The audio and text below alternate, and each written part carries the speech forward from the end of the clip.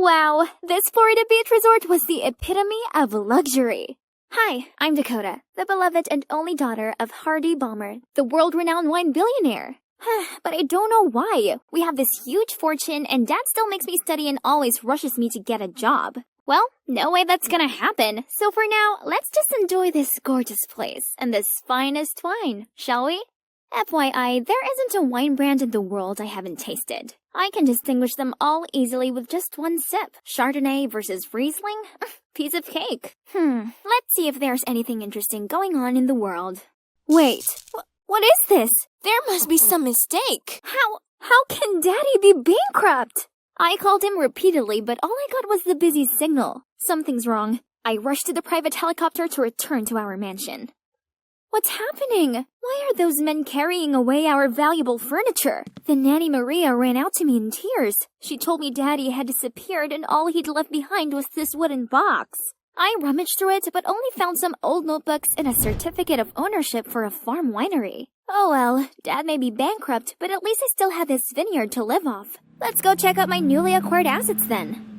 This place looks huge. I wonder how much money it made a month. I looked around and then wandered into an enormous wine cellar. Curious, I touched some wine barrels when suddenly someone's voice snapped at me. Stay away from them. Who are you?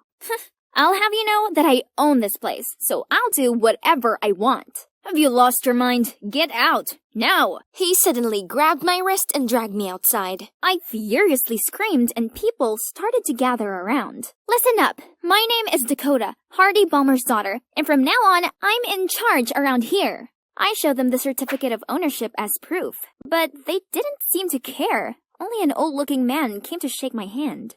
Welcome, Miss Balmer. I'm Jack, your father's long-standing companion. Come inside. My son James will show you around in a bit. Okay, finally, someone showed some manners. Oh, I miss hanging out with my friends. I should have been at Fashion Week right now, not here in this lousy farm. Get up, couch potato. You have a vineyard to visit. Ugh, it's that rude guy again. It's too hot outside now. No way I'm making my way out there. So I shooed him away and continued staring at my phone. James then threw the stupid map of the winery at me and left. Thank God, he finally left me alone. After a week of lounging around and being waited on by Nanny Maria, I eventually longed for fresh air. Remembering the map James gave me, I decided to check out the place. First stop, the vineyard. Wow, it's so big! But why did they leave the soil so crackling dry? Let's see, where's the sprinkler? There we go. But as soon as I turned it on, a scowling farmer ran over and immediately turned it off. Hey, miss, this is not your toy. What's the attitude? They're my employees but have the cheek to act this snootily to me? Harvest is in 2 weeks. To keep the sweetness of the grapes, no one waters them. Why is this James guy everywhere? I'm the daughter of the wine billionaire. I didn't need any preaching on how to run my farm. Days after that, I came to the farm to pluck up the grass, trim, and fertilize the plants. But I kept getting shooed out. Those awful farmers were so disrespectful. Fine, I needed to show them who's the real boss here. That night, I asked Jack to gather everyone in the communal dining room and declared I would fire some of them for their disrespectful attitudes. But they just gave indifferent looks. How dare they? Didn't they know I could just sell this place and make them all homeless?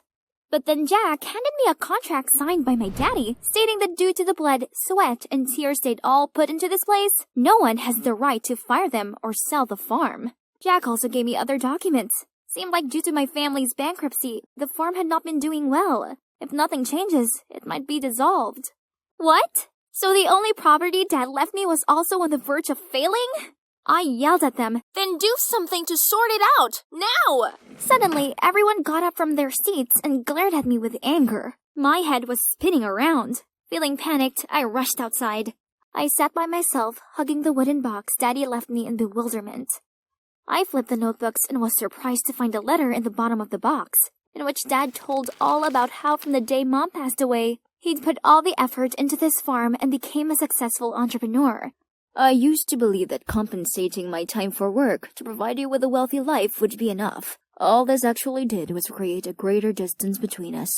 My darling Dakota, I'm so sorry. My only hope is that you'll see as much beauty in this vineyard as I do. If only Dad was here now. How can I deal with all these troubles and challenges ahead? I burst into tears. They meant no harm. James' voice startled me. I quickly wiped away my tears. He sat beside me and offered a wine-splodged handkerchief. This isn't just some random farm for these people. It's also their home. Don't accuse them of not trying. This farm means far more to them than it does to you. I was just... This is when we should all stand together. Don't let your selfishness threaten the future of this whole winery and everyone involved. Even though I hated his guts, what he said did make sense. Maybe I had been neglectful of my responsibility for this place. If this winery was the most precious thing to my dad, then I want to put it right. For him. James smiled gently, putting his hand on my shoulder.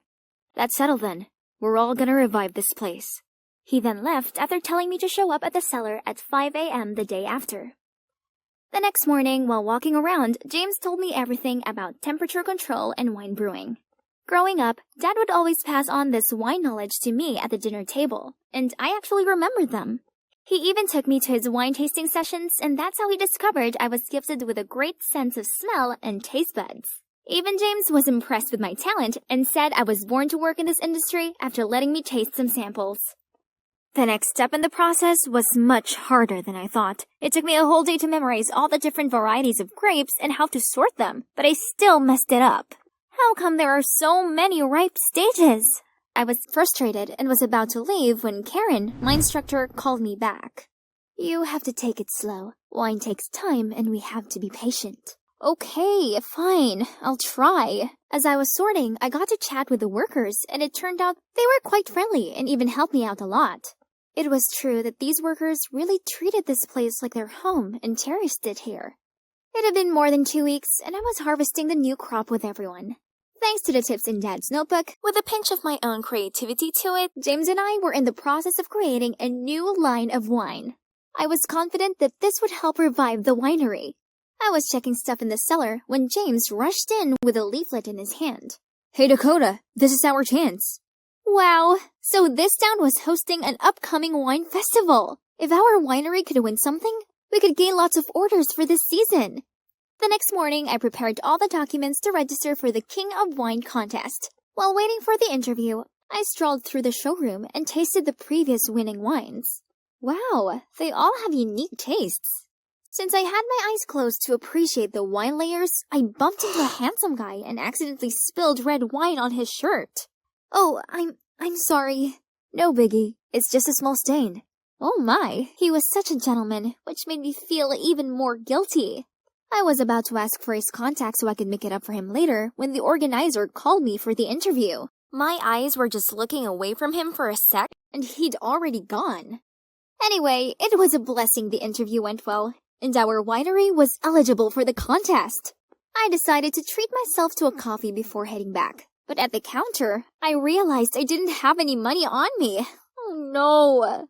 I forgot my wallet. I'll pay for that. Wait, it's him, the guy I spilled the wine on. Turns out he's Danny, and he might be young, but he's in fact a skilled wine critic who even held the position of vice president of the city's wine association. More surprisingly, he's a fan of my dad's and adores the wines he created. After chatting with him, I came back to the farm to tell everyone the good news. They were all very excited and started preparing for the competition right away. 2 weeks before the competition, the organizing committee sent over a few people to do some preliminary assessments. And guess what? Danny was also here, being a part of the inspection team. So, after the inspection, I invited Danny to stay and share some knowledge about wine brewing. And fortunately, he's free for a few days and was pleased to stick around. Yay! I excitedly told James the great news, but he responded with no interest. That's not exactly good news. Why? Oh, I see. You're jealous of him, aren't you? What? Me? Jealous? What does he even have for me to be envious about? Well, he's handsome and also exceedingly knowledgeable about wine. And people seem to like him. Wait, where are you going? I haven't finished. Whatever. No one needs him, as we have Danny here now. Such a charming gentleman. For the next 2 days, Danny kept trying to make time for me. Yes, just the two of us. Gosh, he's so romantic. I could spend hours with him. Dakota, you're the most special girl I've ever met. Hey, dinner time. Ugh, another would-be perfect moment ruined by James. He seemed to go out of his way to come between us. He sat in between us in the dining room, saying it was his favorite seat. Then, he followed us into the vineyard and said he was checking the quality of the grapes at 11 p.m. For real? Such a third wheel, and he's so cranky toward Danny. Hello, the guy's trying to help us here, so why the grumpy attitude? Later that night, I was passing by the kitchen when I overheard James and his dad. Should we start now? Definitely. The big day is coming up, or else we won't make it. Dakota is busy being all lovey-dovey with that jerk. She doesn't need to know this. What? Are they planning something behind my back? And then, something absolutely horrible happened the next day. When Danny and I arrived at the cellar to pick up the competition wine, we stepped into a sauna. What is this? Why is the wine cellar so hot? Someone must have tampered with the room temperature. I rushed to check the wine. Oh no, the heat had removed the last 2 notes and made it too sour. I fell to the ground and started sobbing. Danny tried to comfort me. He told me not to worry as he'd introduced some big clients to me, then he had to leave to prepare for the upcoming competition. I looked at the barrels in sorrow, but then remembered something. My dad also set the heat too high once and found a way to filter and ferment it again to tone down the sour flavor. I'm sure it's somewhere in the notes he left. I hurried back to my room to search through the wooden box, but I couldn't find it anywhere. Someone definitely was messing with me. Oh my god, who else could it be? The conversation between James and his dad came to mind, so I furiously went to look for him. Seeing James, I couldn't control my anger and shouted, "It's you, isn't it? You adjusted the wine cellar temperature. You stole my father's notebook. You've been planning to sabotage me for a long time, haven't you?" James acted confused, but before the snake could blurt out anything, I stopped him and said, "Get out of here, now!" He gave a defeated nod, then left without a word. Tomorrow is the day of the contest, yet I don't have any wine to enter. I picked up the letter my father left me and felt like a loser. Maybe I'm just not fit for this. Right at this moment, James pushed the door open. Dakota, look! I told you to leave! Ignoring my words, James calmly poured a glass of wine and told me to try it. Oh, this actually tastes pretty good. It's the new wine you created. I stayed up a few nights and fixed its acrid taste. Now we can take it to the contest. I yelped out in joy, then lunged to hug a surprised-looking James. Look at his face, red as a tomato.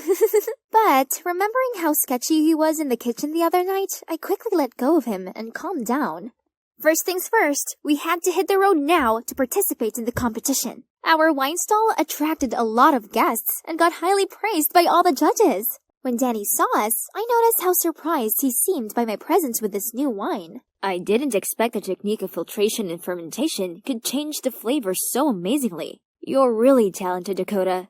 Let's take some time to discuss this in more detail later. I happily agreed, but isn't that technique recorded in my dad's notebook? How did he know it? I left the bar and sneakily followed Danny. Then in a hidden corner, I overheard him talking to someone. I've adjusted the cellar's heat to destroy everything, but who knew she'd use her father's technique to fix it? I've already taken the notebook away, but she probably remembered them all. Whatever the reason is, her wine is becoming a strong rival. The championship is at stake. Can you just do something? So, have I been trusting the wrong person? Well, that hurts. But I'll sure make him pay for that.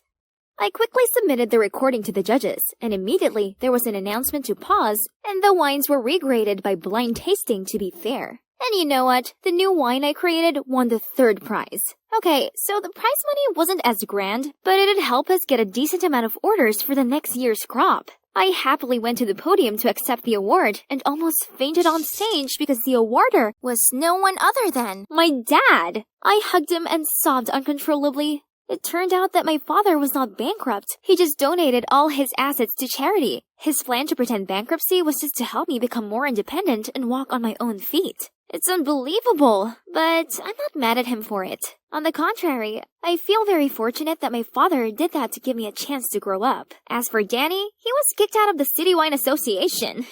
That's the price to pay for his cattishness. He deserves it. And James, it turns out that the conversation between him and his father was just about fixing the wine as the two of them discovered the spoiled wine way before I did. Now, the vineyard is my first career, just like it was my dad's. This place is my home, and the workers are my family. Yep, this even includes this cold, cranky guy. Wow, this cake tastes like heaven. I reached out to grab another piece when I heard a growl behind me. I told you to be graceful, didn't I? Then, Mom pulled me over to greet this smartly dressed couple. Ugh, again. They looked me up and down, then said, I heard that you're a gifted pianist. We would love to hear you play. Huh? Piano? I'd never played it before in my life. Before I could say a word, Mom chimed in. Unfortunately, Phoebe's just sprained her wrist. Maybe next time. I looked at her confused. Why would she lie like that? Jeez. Mom, why did you say that I could play the piano? Ah, yes. I may have bragged to them that all of my adopted children are excellent. What can I say? All moms boasted about their kids, right? And yep, I'd grown up in an orphanage before Mom welcomed me into her family. This place is pretty grand, huh? I found it overwhelming at first, and ended up getting lost trying to find my room. Luckily, there are plenty of my adoptive sisters around to show me where to go. I do have 10 of them. Yep, you heard me right. 10. It was as if I had just moved from one orphanage to another, only no more orphaned. And we're all similar ages, which is unusual, as foster parents often prefer younger kids. They said us teenagers are rather stubborn. Not to mention how my adoptive dad is never around. Seriously, I couldn't even tell you what he looks like. So it's just us girls here. I got on best with Collins. She's a couple of years older than me, and we share the same bedroom. As much as I liked living with Mom and my sisters, Mom did make us all do strange things, such as wear cheesy clothes and walk in a straight line. Worse still, she forced me to learn the piano. Ugh, I was not at all musical. I just made a right din. She also taught me how to eat properly, but it did kind of feel like a dog training session. I was only allowed to eat when she showed a signal, and by the time I could catch up with how to use the silverwares, the meal was already finished. Ugh.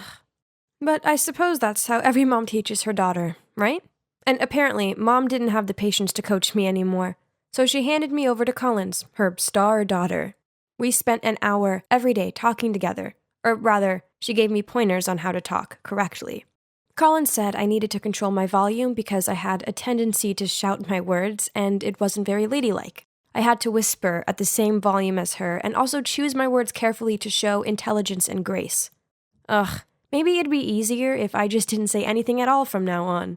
Aside from Collins, I didn't have a chance to get to know my other sisters, as Mom made each of us pursue a different aptitude. Then we had to perform for her on our monthly assessment. Mom's overall very gentle and caring, but too strict when it comes to training. So we all have to spend a lot of time and effort in practice. One day I was trying to make sense of the music sheet when I heard Lexi complain, Ugh, why does Mom force me on this mission impossible? So boring. What? At least ice skating is 1,000 times more fun than the piano. If only. An idea popped into my head. That night, I went to my mom and timidly said, Mom, I want to switch from piano lessons to ice skating. I can exchange with Lexi. What? No. But why? Lexi doesn't even like ice skating. Well, it's because I can see potential in each one of you, so it's impossible to switch. Frustrated, I went back to my room and began whining to Collins, but she thought that it wasn't a big deal. Mom knows what's best for us. Well, that I'm not too sure about, yet we didn't even get to go to school. As Mom said, her homeschooling was enough. While I only found her method rather strange, I've dreamed of this perfect life with an amazing mom, but Mom was never very affectionate. It didn't matter how much we studied or tried to perfect our chosen hobby. She never cuddled or praised us, not even Collins, who's the smartest girl here. I was desperate to impress Mom, so one time I spent ages making this Portuguese appetizer for her, but all she did was take one bite and say it was okay. I asked her if she didn't like me, but she just replied in a growl tone that she was helping us to have a high position in society and a bright life. But I don't need those things. I just wanted her to like me. This place is so stuffy, and the only time that I can actually breathe is when I'm on my Friday morning bread buying errand. Ugh. Then suddenly someone patted me on my shoulder, which startled me so much I dropped my stuff. Hey, it's really you. But is something wrong with you? Why the strange walk? The only thing I'm good at is buying bread, but now you've ruined it. See? Jet stooped down to pick it up for me. He was still as rude as ever. but I still found myself jealous of this free spirit off him. We used to be a perfect match at our orphanage, and quite embarrassing to admit, but I was very naughty back then, and often shoplifted with him. You could go steal some more. Remember our tricks? I have to tell you 3 things. Firstly, I've been adopted. Secondly, my adoptive family is wealthy. And finally, I'm being educated to be a noble lady, so no more stealing. That's ridiculous. I also have 3 things for you. I've been adopted too. My parents love me so much. Oh, and they're cops. We looked at each other and burst out laughing. So we were both caught, weren't we? Jet and I sat down on a nearby bench to catch up. And when I poured my heart out about my new family, he interrupted me. Sounds strange to me. Why would they only adopt teenage girls? And what are those training lessons and monthly evaluations for? Then, Jet insisted that he would investigate my adoptive family. That's silly. But anyway, it's fun to reunite with a friend, and we agreed to hang out every Friday after that. And here comes my first assessment. Of course, I couldn't even play a simple melody, so I had to study for 3 more hours every day. My sisters suffered even more. Kinsley was forced to abstain from food because she weighed 2 kilograms more than the standard. In contrast, Willow had to eat continuously at night in order to gain 5 kilograms. If it's to this extent, then it must have not been simply for the sake of the casual boasting of a mom, right? On the next Bread Friday, I told Jet about last week's assessment. He firmly stated that there was a problem with my family. I don't think so, Jet. Mom just wants the best for us. Listen, Phoebe, I think she trained you guys on purpose. Each of you has to be good at a certain subject, just like the shopping orders. Orders? Don't go too far. You know Kobe beef? Cows are made to listen to music, given beer to drink, and massaged, but in the end, you know what the outcome is. Oh no. Is that what this is? Mom always said that she would give us the best life, as long as we worked hard. Were we being tested and stamped like those cows? One day, I came home to Collins excitedly packing her suitcase. Mom said she's taking me to a new school tomorrow. So Collins was leaving? But where? I'll miss you, sis. Text me when you get there? But days passed without a word from her.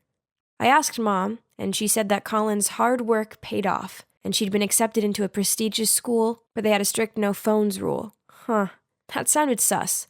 So I told Jet, and he insisted I report the case. Another Friday, Jet and I met at a church near the bakery. Why did he choose this boring place? I was looking around when I saw a group of schoolgirls coming out of the church. They all wore the same dull uniform, had their hair neatly tied back in a bun, and all obediently lined up. Then there I saw her. Collins? I was about to rush over to greet her, but the glare of the woman accompanying her scared me off. This was not right. I'd got to ask Collins what was going on. So I grabbed Jet's arm and went after the group. But they got into a black car and sped away. Maybe they chose this church as a place for their transactions. Smart, huh? They put everyone in school uniforms so no one would suspect them. But seeing those faces, I'm sure they're about to be sent to the black market soon. Black market? The thought alone made me shudder. I had to save Collins. I couldn't let Mom get away with this. That night, I tiptoed downstairs to eavesdrop. Okay, I'll deliver her this weekend. Correct. She's 5'7". She can ice skate, cooking and painting. Of course, I have her trained as required. You won't be disappointed. So the deal goes as planned, okay? See you on Sunday. That's it. The next delivery was Lexi. I checked her room and saw her packing her stuff, a beam of innocent happiness on her face. I quickly texted Jet, and he immediately replied, "Just wait at home calmly. Don't act without thinking. I'll figure something out." That night, I couldn't sleep a wink. I was so terrified something terrible would happen to Lexi.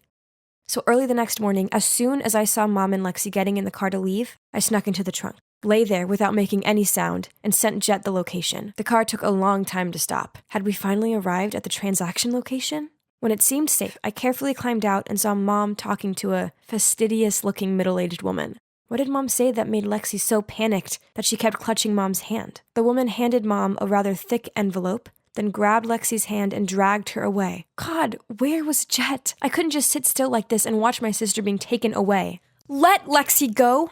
Now! Phoebe, what are you doing? Stop it. You're going to sell us, aren't you? I already know the truth. What on earth are you talking about, Phoebe? Furious, Mom pulled me away. Stop. Suddenly, 2 cops rushed in, ordering everyone to put their hands up. Behind them was Jet, still panting. Turns out they were Jet's adoptive parents. "Help me! Mom's trying to sell me and my sister." Seeing that, the other woman quickly explained, "No, there must be a misunderstanding here. I'm just helping Gianna's daughter to enroll at my school." Bewildered, my eyes darted from Mom to the other woman and then to Jet. In the principal's office, I told everyone why I thought my mom was a human trafficker. They all gasped in surprise. "I made you practice that hard just because I want you to get in here, the most prestigious all-girls school, so that you can have a better life." "I don't want to go to this school anymore, Mom. She told me all about the harsh rules. This place is terrifying." "You can't force your kids to do that. You adopted them, so you have to make them feel safe and loved." "Miss Gianna, this is a prestigious school, and it doesn't need your scandal. You led me to believe that your daughters were naturally gifted, which now transpires is all lies. I won't accept any child from your family from now on." "No, they're my children. They deserve the best." Then she begged the principal to withdraw her decision, but she firmly shook her head. Suddenly, Mom shouted, "Why? I just want them not to suffer like me, so what's wrong with that?" Then Mom burst into tears. It turns out that in the past, Mom was in love with a politician, but he decided it would further his career if he chose to marry a graduate from this prestigious school instead. Mom loved him so much, she continued to be his mistress. But despite being fully provided for by him, Mom always felt that she was inferior to his official wife, especially when he proudly boasted about his smart wife and talented daughters. Then, when she wanted to start her own family, he wouldn't allow it. In the end, she decided to adopt girls and train them to become excellent so that they could enter this school regardless of their background. So that's the reason why she did this to us. I have to admit, I did feel a bit sorry for her. All of this was probably just to ease the pain of her past. "But Mom, we don't want to go to this snooty school. We just want you to love us and protect us." "I'm sorry. I was wrong. I was only trying to help. I'm sorry. It's all my fault." And she hugged me. So, in the end, my sisters and I finally have a truly happy family. Mom doesn't make us do any dumb tasks anymore. Instead, she lets us pursue our own dreams and passions. Now we all go to a public school and live out our normal teen lives. It's wonderful finally having an amazing mom, incredible sisters, and my pretty awesome best friend, Jet, all by my side. I'd only just arrived at school, yet I could tell something was up. "Dude, what's with all the fuss? Did Carl do something crazy again? Look at this. Jeez, gross. Sorry, wrong direction. This way.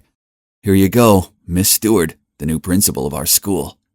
In front of me was a stern-looking woman who exuded a terrifying aura. Whew. Well, that was unexpected, as we all assumed that Mr. Smith would take the lead because he'd been serving as school vice principal for pretty much forever. Suddenly, everyone's phone vibrated. Why the stern face? She looks so angry at the world. Is she allergic to our skin? Every skirt is too short, lol. No dance party this year? Unbelievable. Is she a principal or a jailer? Warning you guys, she knows our secret smoking place. Jeez, look at all those faces pinned to their mobile phones. The gossip mongers. Over the next few days, rumors about our new principal seem to be everywhere.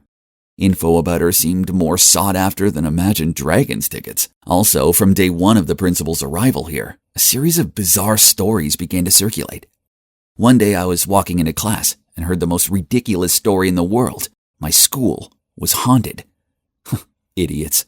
I quietly crept under the table, then suddenly poked my head up and shouted, "Boo!" which caused all my friends to jump in fear. Haha, losers. All that spook stuff is nonsense. You don't believe it, huh? Yet Stacy saw it. Oh no. Stacy? I didn't know they dragged my crush into all these silly gossip things. She's usually a smart girl. Not sure what had gotten into her. After that, Stacy lowered her voice and started talking passionately about her chance encounter with a silhouette that appeared in front of the principal's office.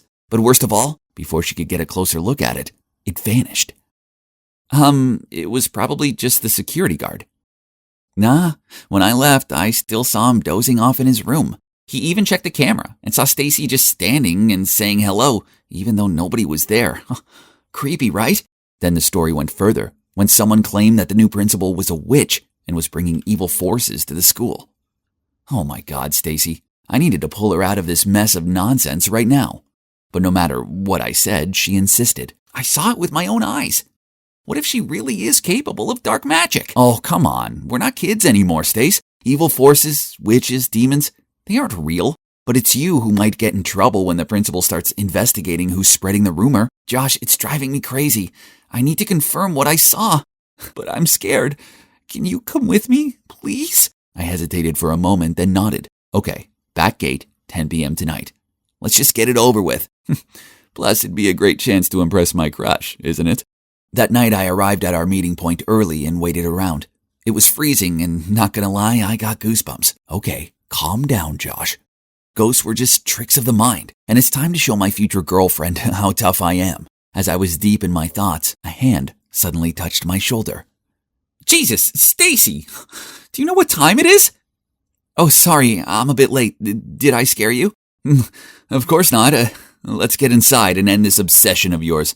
But how are we supposed to get in? Stacy pointed at a big hole in the school's fence that was hidden by a bush. We then carefully sneaked through it and successfully avoided the security guard. Piece of cake. Inside, the whole school corridor was pitch black, and the streetlight shone from the glass windows. The scenario looked pretty much like a horror movie, but there was nothing to fear, right? I used the flashlight to guide Stacy to the principal's office, when suddenly a loud screech sound made my heart want to stop. Stacy clung to me in fear. Relax, I think it's just the sound of the speakers crackling. Are you scared, Stace? No, let's just go. But then, as soon as the noise stopped, another creepy sound started up. Footsteps. Had the security guard spotted the two of us already? I turned around and there was nothing but an empty space. Just like that, we continued walking, and they walked too. And when we stopped, they stopped. Then as soon as the footsteps began to rush towards us, I grabbed Stacy's hand and ran as fast as I could to the principal's office and slammed shut the door. Listen, Stacy, the footsteps were probably from the security guard. You see, clearly, we're the only ones here, so stop believing in these things, okay? I just finished talking when suddenly the door burst open, and I could see a motionless figure standing there. That's him! Holy mother, I was so scared that I closed my eyes and grabbed onto Stacy. Then when I opened my eyes, the shadow was moving towards us. Terrified, I rushed to the door to escape, and bang! Both me and the ghost fell. Mike, are you okay? Mike? The three of us sat awkwardly on the sidewalk outside the school. I didn't need the chilly wind to make my heart feel frozen. As it turned out, Stacy already had a boyfriend, and that boyfriend was none other than Mike, my best friend. Ugh, so much for me wasting my time playing hero. And if you're wondering why Mike was here, the answer was to help Stacy put on this phantom play. That's right. Both the crackling and the footstep sounds were all made by him. Hang on. Why did she make up this ghost story thing? Even prepared a whole play for me and the others to acknowledge it? Stacy explained that it was only because the new principal was too harsh, creating strict rules and making it difficult for the students. Huh? But I don't think any of these rules affect her much. I mean, Stacy had always been a model student anyway. So why did she have to take it to this extent? I asked, but Stacy just ignored me and asked me to keep it a secret.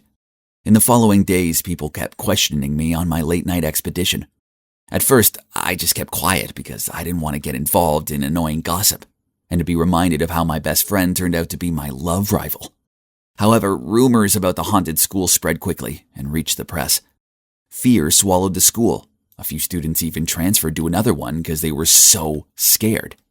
Although I wasn't a fan of the new principal's strict rules, what Stacy did had gone too far. One day, I was about to find her to figure this out when I saw her walking alone down the exit stairs. Stacy, I know you're the principal's daughter and the admin of the spooky group chat that has been on the rise recently. What? Stacy's the principal's daughter? Unbelievable. And wasn't that person Mr. Smith, the vice principal? Perhaps we're after one same thing. Don't you want your mom to work elsewhere too? Right? But your method doesn't seem to be working so well. So what do you suggest? There is an easier way, that is, hand me your mother's seal. I will take care of this. That's too dangerous. How can I trust you? Now that we're on the same boat, you probably don't want your mother to know what you've done behind your back, do you? As soon as Mr. Smith left, I immediately ran to Stacy. No, you can't do that. You don't even know him personally. Be careful. But Stacy insisted on doing it on her own. She said that since her father passed away, she'd grown tired of her mother's rules. School was the only place she used to feel free. But now, that also been ruined for her. I can't live 24/7 under my mother's containment. Do you understand? Well, it's true that being a teacher's child must be stressful enough already. Not to mention being the child of a strict principal. That would surely be even more exhausting. But conspiring with Mr. Smith was a step too far, right? And what will be, will be. A few days later, a ton of messages regarding the principal faking test scores to improve the school's ranking broke out. And of course, she would be subject to disciplinary procedures and may have to quit her job forever for violating professional ethics. I looked over at Stacy. Her face darkened and suddenly she darted out of the classroom. I chased after her and looked everywhere for her, but she was nowhere to be found. Until I heard a sobbing sound coming from the abandoned canteen. Thank goodness, there she was. Seeing me, Stacy burst into tears and poured her heart out. She could not have foreseen the consequences of her actions and naively let Mr. Smith take advantage of her and created all this. Stace, I think it's best to tell your mom the truth. There's still time to fix this, quick, before it's too late. She wiped her tears and gave me a hug, then agreed to go find her mom. Mom, I'm sorry. I started the rumors and I conspired with Mr. Smith to help ruin your career. I thought the principal was going to go ballistic, but then to my surprise, she came forward and pulled Stacy into her arms. I know things have been tough since your father was no longer with us.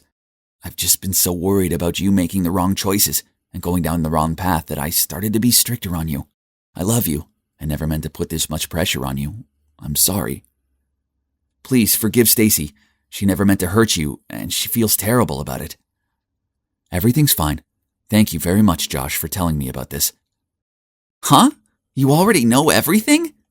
Yeah, I was so worried that you would be taken advantage of, so I told her about the conversation you had with the vice principal. As for the rumor that the principal had to quit her job, it was me who spread it. I mean, that's how Stacy realized what she did was outrageous and could have big consequences, right? Although her mom forgave her, Stacy was still nervous because she'd given Mr. Smith her mother's seal. It's okay, dear. What you did accidentally helped me to get evidence of his embezzlement by impersonating me. His misconduct will soon be handled. It's all good now. My work here was done. I fixed things with Stacy and her mom. But most importantly of all, I proved that the school's not haunted. So what's next? Well, Stacy must have been so moved by my heroic actions and started developing feelings for me. As she broke up with Mike, not long after that, then asked me out. But he's my best friend, and there's no way I'm making him sad over a girl, so I turned her down. Besides, her mischievous side is kind of terrifying. Girls are dangerous. 98, 99, one more to go. And 200,000 followers! It looks like I'm making quite an impression on the world. Hey, you're looking at the hottest beauty and lifestyle influencer of Park Springs High School. Beauty and brains? I have both. It's not surprising, is it? Obviously, a girl like me gets loads of attention. Oh, there our nerdy Ben is, my #1 fanboy.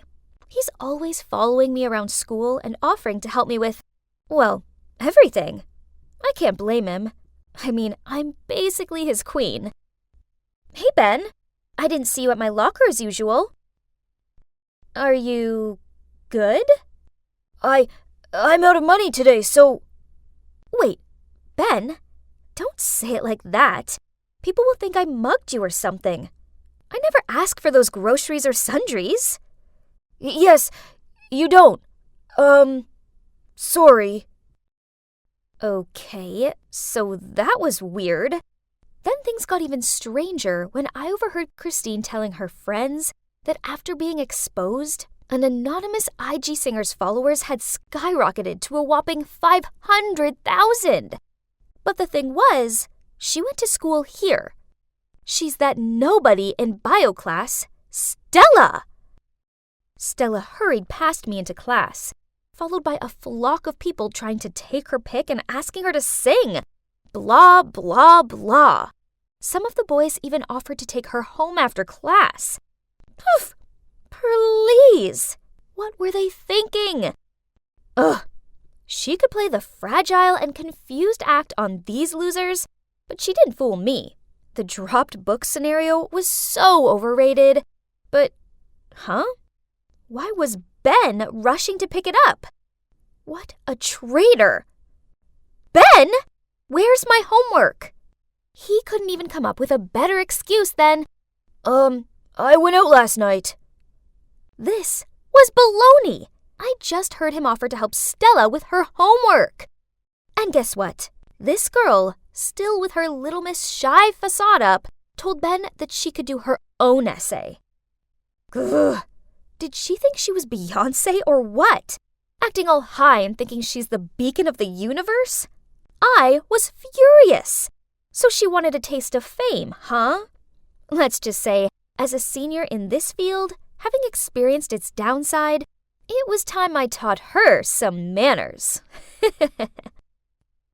After that, I made sure she became the main topic of every single talk in school. Hey, she needed to learn how this fame game worked. Everyone was giggling, pointing, and whispering behind her back. She had to cover herself with a hoodie that hid half of her face and walk through school in anxiety. Yeah, I know that paranoid feeling all too well when you obsess with why people keep on giving you odd looks. Then one day, I was putting my books back in my locker when I glimpsed someone running past me crying. It was Stella. And she dropped a note that said, "If I were you, I wouldn't have shown up at school ever again. You're a joke."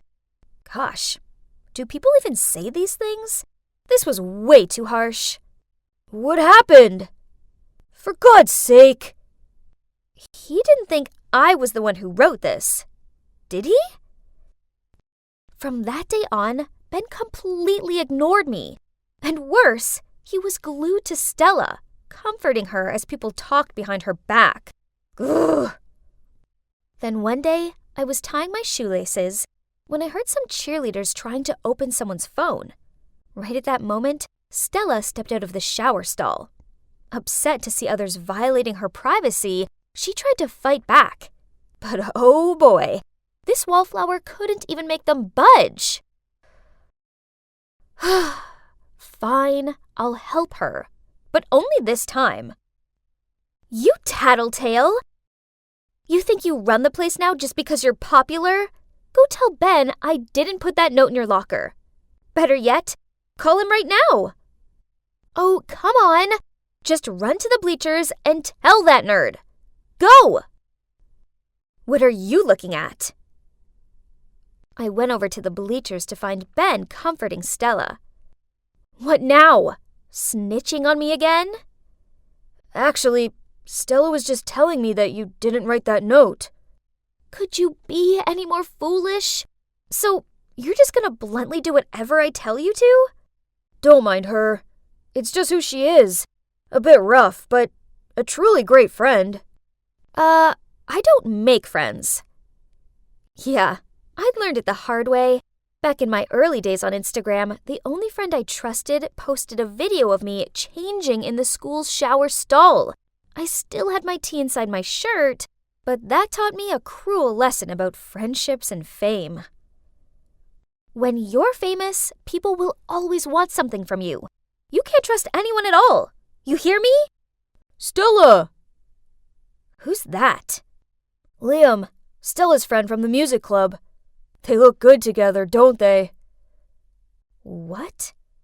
Are you jealous of him or something? For that silly chick? Ben didn't say anything, but just blankly stared at them. Huh? He never looked at me like that anymore. Now I was no longer the Instagram queen. That meant I was no longer his queen. It was true there was no one I could trust. A few days later, there was a big football match. We were going up against our rival school for the final, and Stella was singing the national anthem. Even the mayor and a local TV station showed up for it. Crazy! Ben was part of the AV team, so when some dude told me Ben wanted to talk to me, I went to the AV room to find him. What did he want to talk about? Hopefully not something to do with Stella. Ugh! But as I got there, no one was around. Huh? Right at that moment, the screen showed Stella stepping up to the podium preparing to sing. But instead of the soothing melody, a string of strange, distorted sounds came out of her mic. What was going on? What are you doing here? Ashley! He pushed me aside and hurriedly fixed the sound system. And just a minute later, things were back to normal and Stella could restart the song. Ben gave me an accusing look, then dragged me behind the bleachers, where we met up with Stella and Liam. Then Ben told her I'd messed with her mic. Ugh! How could he think I was capable of something like that? Meanwhile, this Liam guy stepped in, saying it could have been a technical error. Yeah, whatever. I went to leave, but Liam caught up with me. Weird. Weren't he and Stella having a thing? He immediately denied it, saying they were just acquaintances from music club. But I've been wanting to get closer to you for a while. You're the true Instagram queen, not Stella. Whoa, this guy was a top-class jerk. Just a minute ago, he had his hands wrapped around Stella, and now he was trying to leech onto me. He even started leaning in to kiss me on the cheek. Quickly, I dodged it as I met Stella's gloomy look from behind. Yikes, it was time to get out of here. I didn't sleep so well. Ugh, all this stress was bad for my skin. So I was groggily making my way along the school corridor when Stella stormed up to me. It was you, wasn't it? You were so mean to me, threatening to delete my IG account because you were so jealous Ben had left you for me. Now it's really gone, and it's all your fault. What are you talking about? I had nothing to do with your stupid account. Yeah, I gossiped about you to mess with you a bit, but that was all. And you think I did it too? Excuse me? Did he just ignore me? And there Ben was, my so-called friend who turned his back at me right at the moment I needed him the most. And I'd never threatened to delete her account. Why did she make it up? Was she that jealous of me and Liam yesterday? What's this? An unexpected message from Liam said, Hey Ashley, don't worry, sweetie. I've got your back. What do you say we meet at 8 p.m. in the park? Ugh, this shameless, two-faced jerk. What was he up to this time? So after class, I slid a note into Stella's locker, pretending to be from Liam, saying, I have a surprise for you. See you at 8 p.m. in the park. I arrived on time to find Liam already waiting. He kept putting on this simping act like he was madly in love with me or something. I can help you prove everything, and I only ask for one tiny favor, that you'll be my girlfriend. You can do that? But how? Well, you can just simply put the blame on someone else.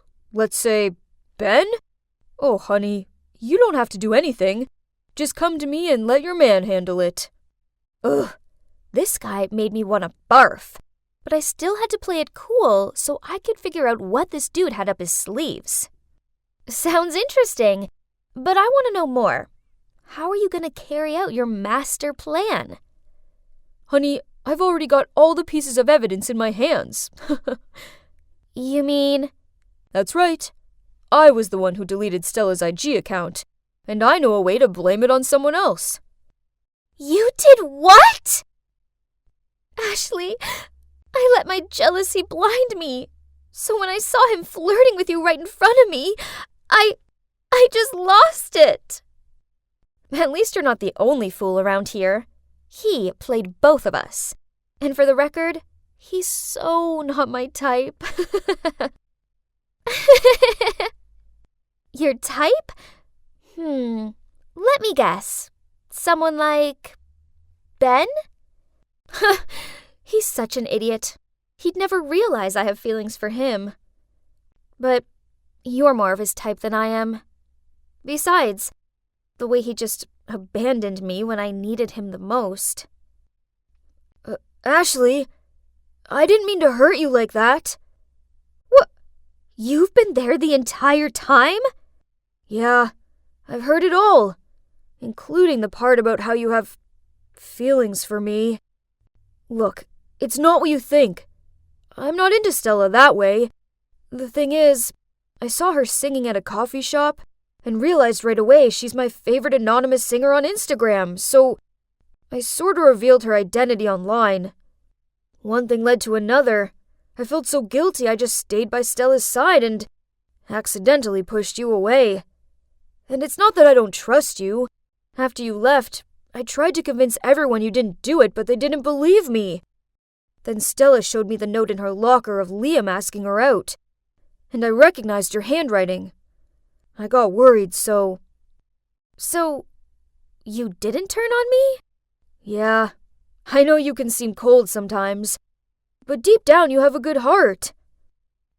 So, turns out that Stella going viral meant some local lounge singer had lost a lot of gigs, so she hired Liam to delete Stella's account for good.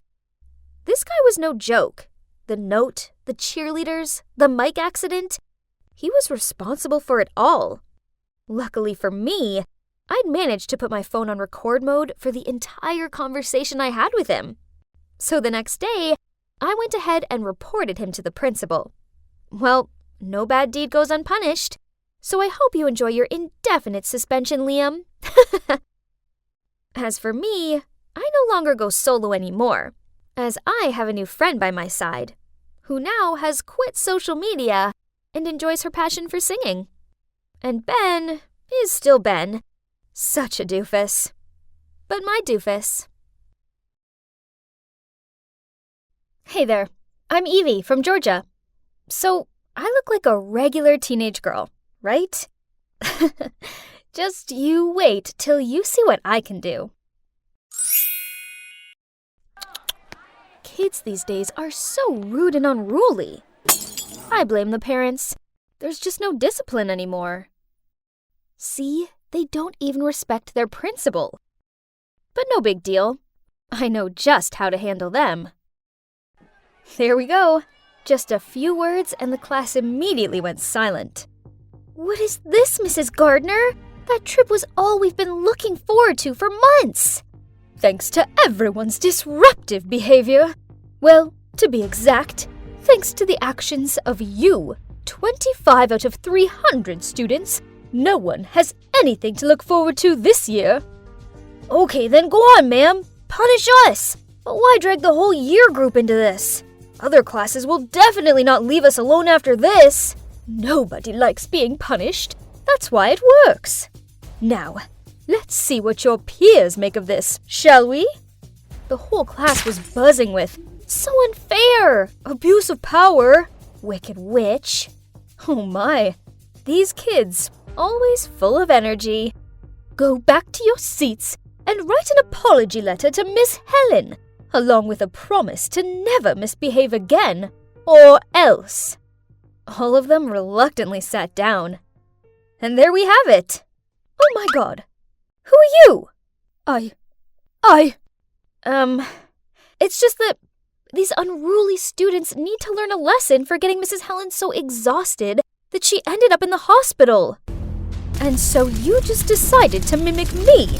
Well then, please inform your mum. We will have a talk about this. Here, tomorrow morning. I glumly walked home as slowly as possible. As soon as I walked through the door, Mum was glaring at me. Yup, my mum is Miss Helen, the kindest homeroom teacher ever.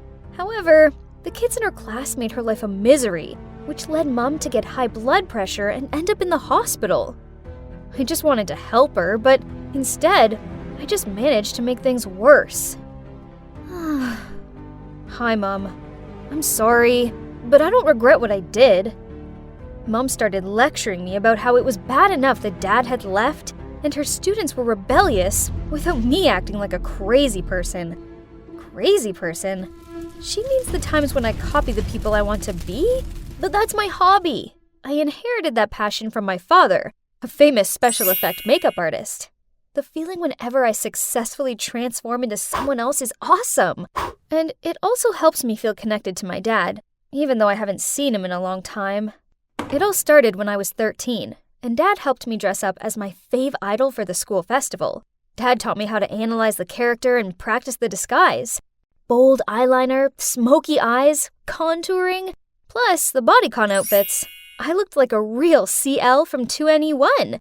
My friends loved my new look, so over the next few years, I masqueraded into many different people, including Lady Gaga, Avril Lavigne, Miley Cyrus, and Sia. The feeling that my makeup talent was that admired and anticipated was just really addictive. Hey, is it Billie Eilish this time? Why not Taylor Swift? I love her so much. I've always done whatever I want and always been exactly who I am. Wow, you got that spot on. Are you a shapeshifter or something? Needless to say, once I imitated someone, I made sure I got their gestures and mannerisms just right. My talent didn't stop at awesome makeup. I was trying to collect things from my locker when a stampede of students raced past me and almost knocked me off my feet. Huh? Who was that strange and rather handsome guy they were chasing? Look at him swaggering. Does he think he's Donald Trump or something? That's Xander. He just transferred here. Keep your voice down, by the way. You don't want to annoy his fan base. Poof! I'm not afraid of those way too girly girls who go crazy for boys. Huh! No one scares you, do they, Evie? Now let's go have some granola. Leo may like boring granola, but no thanks. I'm having a hamburger and fried chicken. Billie Eilish is not the type to turn down delicious food for health freak nonsense. Oh, there's that obnoxious Xander again. But this time he's all over Kayla, the snooty hot girl from my class. A boy approached me asking to take a selfie with me, then suddenly I heard a scream. What do you think you're doing? I turned to see what was going on and saw Kayla going ballistic at some poor girl who'd accidentally tripped over and fallen into Xander's lap. What on earth do you think you're doing? Take a look at yourself before trying to attract my man. Ugly doofus. How snobby. Did she think her beauty was that splendid to help her keep her man? But not with that empty head, girl. After a few days of research, I showed up at school looking just like Kayla. I'd perfected everything, from her blonde hair, makeup, clothes, walk, and voice. Honestly, this time I was quite nervous. Dressing up as someone I actually knew was always extra scary, especially when her friends were walking over. Wow, that dress is so chic. You really are the fashionista of our school, Kay. Come on, Xander's waiting for us on the sports field. Please, do you think I really want you around? I'm just taking advantage of you. And you keep following me around like a pet. It's so tragic. Are you crazy? I know you like Xander too. I see the gooey looks you give him. When I'm done with him, I'll consider giving him to you. I walked away leaving the girls freaking out. But I didn't say anything different from what Kayla thought though, right? If only she would be so frank with her friends. Now let's get to the main target. Thinking about him gave me goosebumps. I'm busy, bae. Go hang with your friends for now. He was playing Call of Duty on his phone. I was here to break up with him, but hang on a minute. This guy had skill. I want to have a go. Since when did you know how to play this game? He looked kind of touched that I was showing an interest. Okay, I'll wait until after this, and then we will split up. I looked for Leo, but he didn't even recognize me. Poor him. He'd been searching for Billie Eilish since morning. While Leo was complaining, he helped me quickly remove my makeup, so I could go back to looking like me before anyone guessed what I'd just done. From that day onwards, Kayla's friends cut her off, so she could only cling to Xander. And from my point of view, he seemed to be tired of this clingy girl. Now even her look made him sick, huh? The time has come. I put makeup on as Kayla again and found him. I want this bag. Don't try to trick me with a fake one. Okay, as you wish. I want you to give up COD. That way you can only stay by my side. Okay, I'll follow you all day. I want to throw a party and invite the whole school. Your task is to get everyone to gather around me like they used to. If you can't do that, we'll break up. Deal. But I see everyone likes you. Right, Evie? Holy mother! Did he recognize me already? But since when? I have to acknowledge your talent. If only you hadn't shown me your charm, you wouldn't have been exposed. Well, Kayla looks like a picture. but a dull one compared to you. You have such a good eye. However, you're no different from her. Miss Helen is your mom, right? Don't be surprised. I'm a better observer than you think. Just like you. I know that Kayla was the instigator of the disturbance in the class that sent your mom to the hospital. I already apologized to your mom for Kayla's behavior. And if you want to know why I did that, it's because I have a big crush on you. Oh my god. I didn't expect things to turn out this way. But, okay. Taking it as a slap in the face for Kayla on behalf of my mom, I still agreed to date him. The next day, I showed up again at school as Ariana Grande, simply because I wanted to. But this time, I also played another role, Xander's girlfriend. As usual, every time I dressed up as a new character, all eyes were on me. But this time, it was more epic when I walked side by side with the hottest guy in school. When Leo saw that I was with Xander, he rolled his eyes at me, then walked off. Then Kayla walked around the corner, saw us together, and started shouting at me. How dare you steal my man? You're just some pathetic wannabe. Xander took my arm and yelled at her. Evie's creative, sweet, and really funny. I want to be with her. I like her. Kayla's face dropped. Then she pointed her finger in front of him. How could you do this to me? I will get you back for this. Then she huffed off. Xander looked at me and asked if I was okay. Then he invited everyone to a party at his house that night to celebrate the fact that I was now his girlfriend. Was he serious? But whatever. It would be rude to say no, right? So that evening, I went to his party. To my surprise, Kayla was already there, so I flirted with Xander to annoy her further. Then suddenly, Xander leaned in close to my face, which made my whole body feel hot. What was happening? He was going to kiss me? But then he whispered in my ear, You haven't told me how you feel about me yet. You were looking forward to this answer, weren't you? But before I could reply, Leo appeared out of nowhere, grabbed my hand, and dragged me out of there. Ugh! What on earth are you doing? I'm the one who should be asking you that question. What on earth were you going to say? That I have feelings for you too? This whole thing is a setup between Xander and Kayla to humiliate you. Lucky for you, I arrived just in time to overhear Kayla talking to her friends about this dirty plan. Are you done talking? Do you really think I'd fall into their trap that easily? I already know their dirty tricks, and I was about to tell everyone what jerks they are. But then you showed up and ruined my plan. I don't care how clever and perfect your plan is. How long are you going to continue this tiring game of dispute? They think just because they're both hot that they can treat everyone else like they're puppets. Well, I've had enough. Evie, you're better than this. I don't like this revenge-seeking version of you. Can you please just stop it and go back to normal? Leo walked away in a huff and left me out here alone in the street. I stormed home and took off my makeup. Why was Leo so mad at me? I did nothing wrong. The gentle Leo I knew never had gotten mad or even went against my will, and was always the most enthusiastic supporter every time I imitated someone. What had gotten into him? I called him continuously, but Leo turned off the phone. Ugh. I felt so alone, it was horrible. Then I heard a knock on my door. Mom peered her head around it. Seeing me upset, she came over and cuddled me. It felt good having her comfort me, so I ended up blurting out everything to her. It sounds like Leo was just worried about you. But as for Xander and Kayla, they're not worth your time or effort. Don't become someone you're not just to get revenge on people who don't deserve you. But suddenly, I heard rustling outside of my bedroom window. Then Leo poked his head through it. If you're not tired, then keep copying. You keep following me around like a pet. Go live your own real life. Mom and I both laughed along with him. Then I hugged Leo and told him I was sorry. It's true that pretending to be someone else is exhausting, and I must admit I was wrong to use Kayla's name to sabotage her relationships.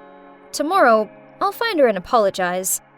Even though I don't want to, but I have to find a way to end this peacefully. Then I can focus on just being me for a while, without any of the drama. Yes, it's me, Kate, here again. When I traded places with my doppelganger to avoid being stuck in some ghastly summer school, I didn't expect to end up penniless and having to work in some dusty old homestay. But I suppose it wasn't all bad, as I got to meet Bond. So imagine my surprise when I discovered that not only was he a runaway rich kid like me, but I also caught him hanging out with moi. Well, the other me. Ugh! I hired her to pretend to be me, not to be with my man. Looks like it was time to return to my normal life. Miss, without a letter of invitation, I can't let you in. Are you kidding me? Why do I need an invitation to enter my own home? How could they not recognize me? Right at that moment, Clara gracefully got out of a luxury car and entered my house. I shouted over to her, but on seeing me, she gave me a confused look. Then she whispered something to the security guard and went straight inside. Sorry, Miss Kate doesn't know you. Please leave. Huh? How dare she? She wasn't Miss Kate. I was. Did she really think she could treat me like this? Ugh! I'd show her who the real rich girl was. But as I was leaving, I caught a glimpse of myself in a car window. Oh my gosh, I looked horrendous. My once bouncy curls, perfectly made-up face, and glamorous clothing were no more. Instead, I had a greasy ponytail, my skin was completely bare, and I was in worn old clothes. No wonder the security guards didn't recognize me. I barely recognized my own self. Well, well, well. How comfortable it is to be back in my room, doll up again, and just take back what's mine. How did you get in here? This is my room, remember? I can run away by myself, so you bet I can sneak back into my own room. Listen here, fake me. Mission's over. It's time you left. What mission? Are you crazy? Get your filthy hands off my stuff! Wow, immerse yourself in the role much, huh? Enough. Now give me my life back. What if I don't? Don't you dare! You think my parents won't recognize me?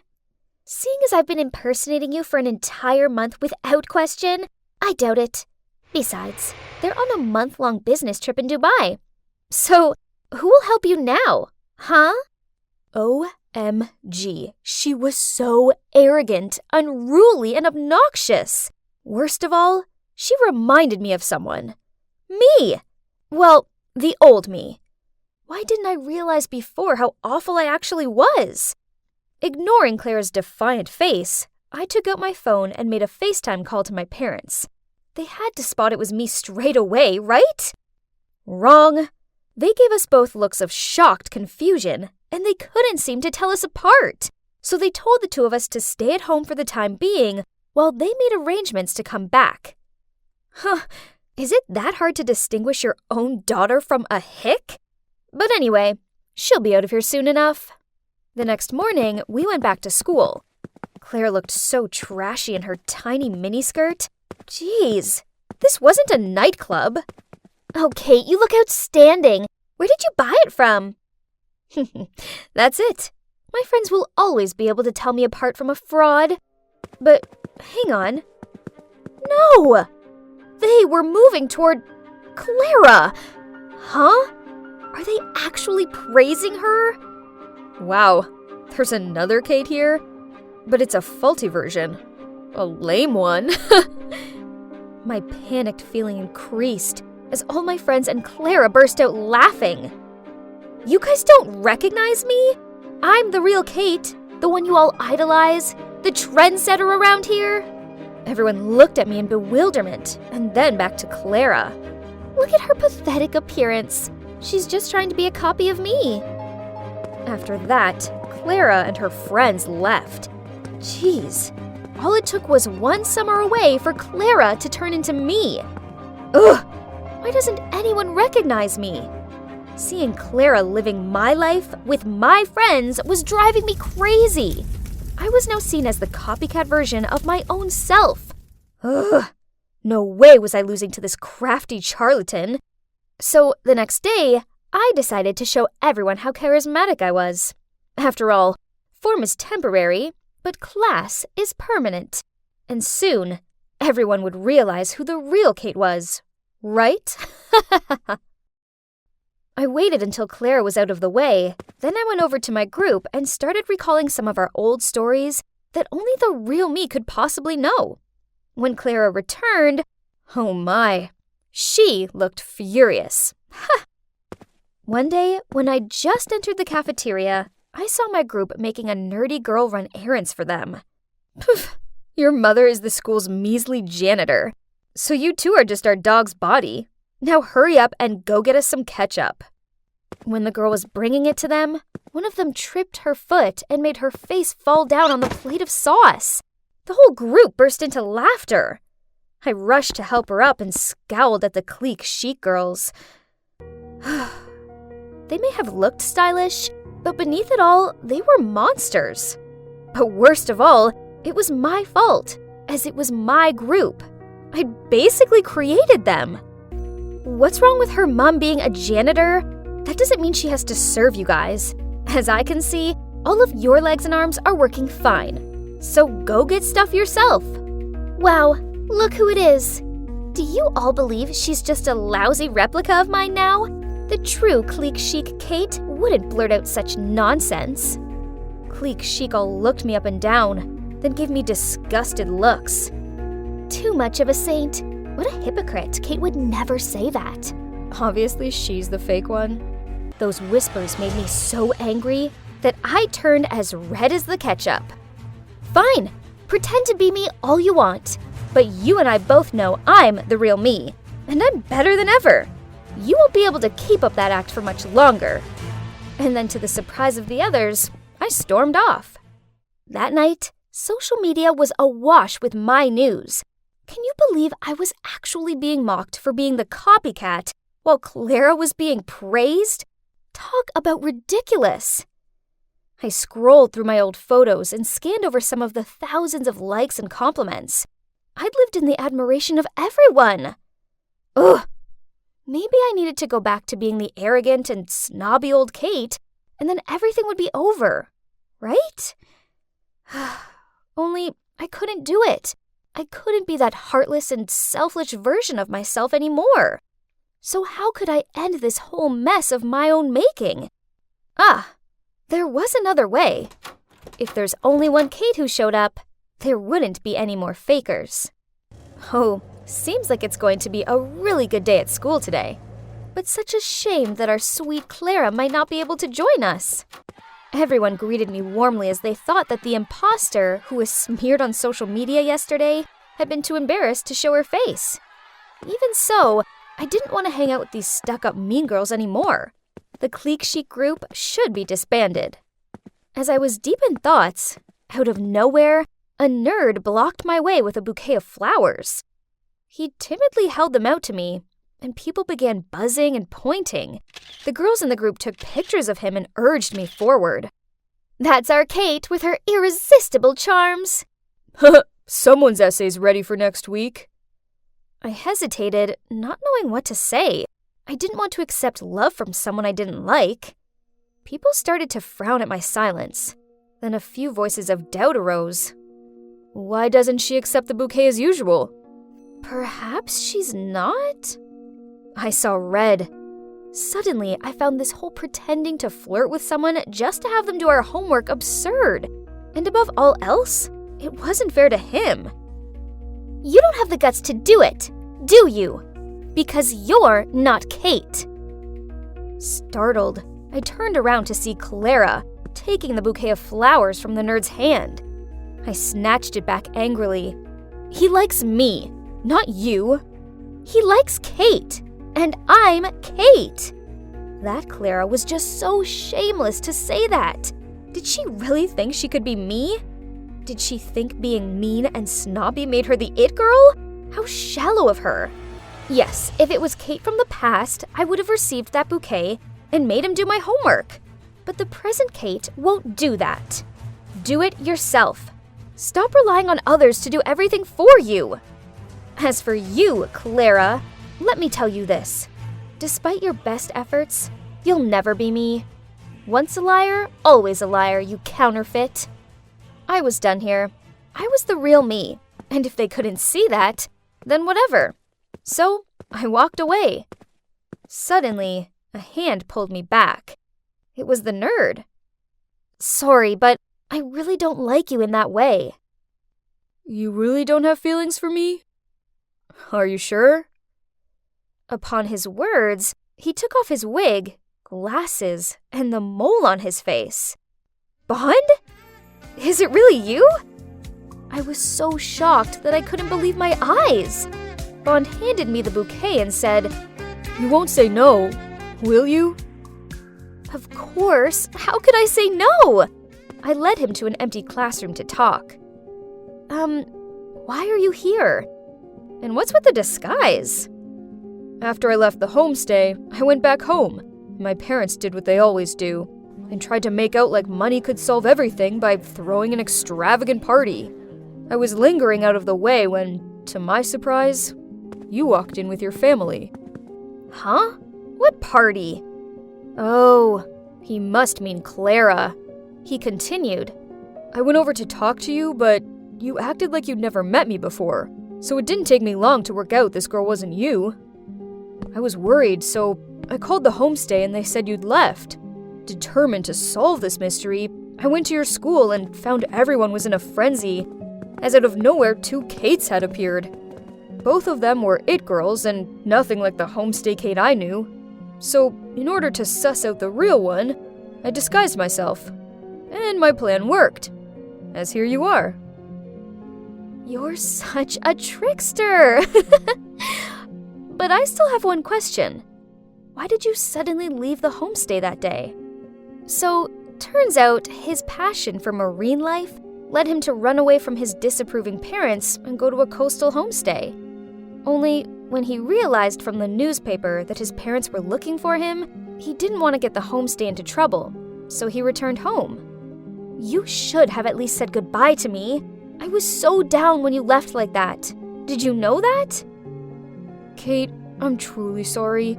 I never meant to upset you. Actually, I'm kinda crazy about you. After that, Bond drove me home. And guess what? Looks like my parents were back earlier than expected.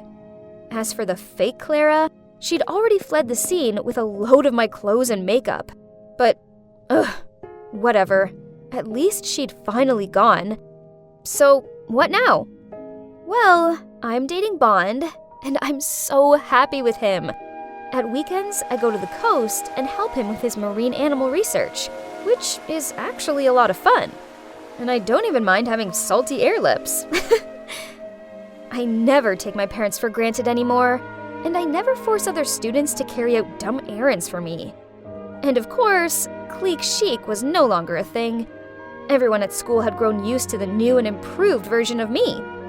Obviously, I'll always be the it girl who sets the trends, but only the decent ones. So, here I am, practicing this tricky pose. I must not fall over.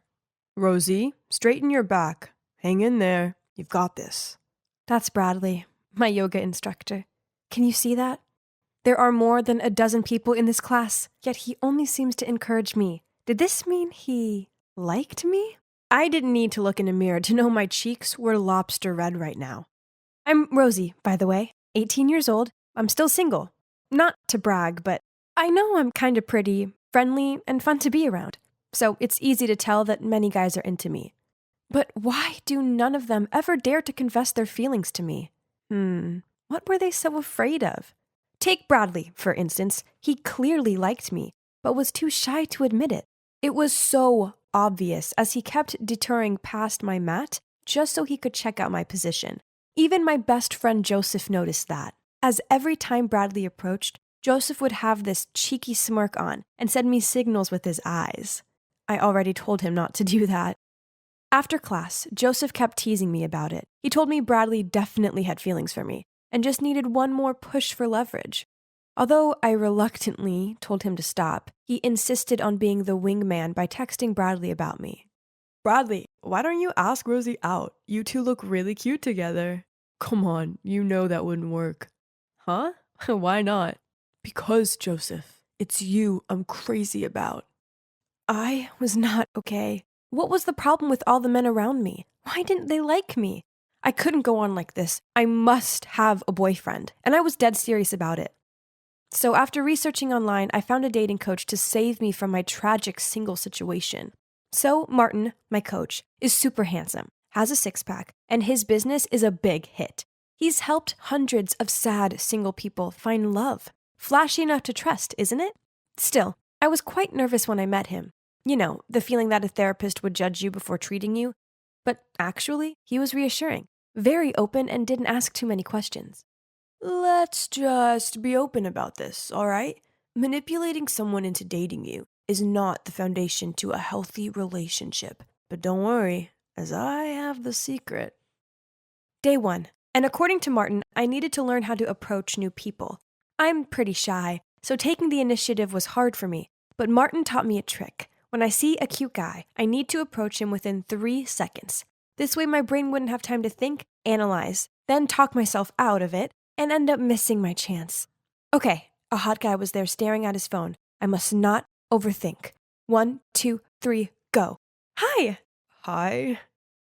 So I just saw you and I think you're really hot. I'm here to say hi.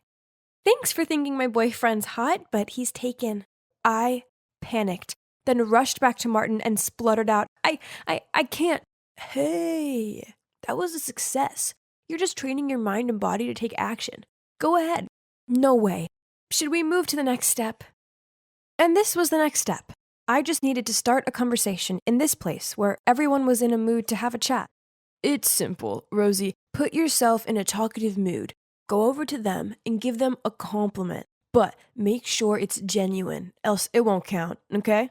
Got it. I spotted a man sitting alone, so I walked over to him. Hey, I like your ring. OMG. Was that a wedding ring? Don't worry. I'm single. And is it that hard to think of something to compliment me on? And, you are smarter than you look. And yep, he left. Oh, what kind of compliment was that? Martin sat in a corner and watched me go from guy to guy and stutter out a string of terrible compliments.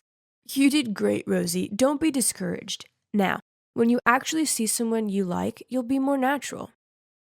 Martin said that body language is a crucial part of keeping the conversation going. So, the plan was to practice this at Joseph's birthday party. This time Martin couldn't be there in person, but we still stayed in touch via my Bluetooth earphones so he could guide me. The mission today was to initiate physical contact with someone and make them feel close to me. Anyone who knows me knows that I am not good with these things. So I kept giving them this weird slap on the back. Hey, I heard an ouch. Are you hitting them? I said just a light tap. I don't think I can do this. I'm too shy. And now guys are giving me weird looks. Martin said this time I should make the boys take the initiative, and then things would come more naturally. Okay, I'll give it one last try. This boy I like, Nathan, is over by the pool, but he's in a group. Nothing to worry about. You'll make him come to you. Now listen and follow. I walked over to the bar and made sure I was in Nathan's eyesight, sat as naturally as possible, made eye contact with him, and smiled. Oh, Martin, this is stupid. He doesn't even know me. Just wait. OMG. He's waving at me. Should I come now? No. Wave him over. Okay. You should take responsibility for this, Martin. I waved Nathan over. Then, to my surprise, he got up and started walking toward me. OMG, help, what should I do? Give a no-tooth smile. Then say, I just want to say hi. What? That was all? But he was coming closer and I had no choice. I just want to say hi. And I want to have your phone number, cutie. I couldn't believe it. That was a real success. We texted the whole night. We got on so well. He was clearly flirting with me. This is crazy. But then 2 weeks passed by and I didn't hear from him at all.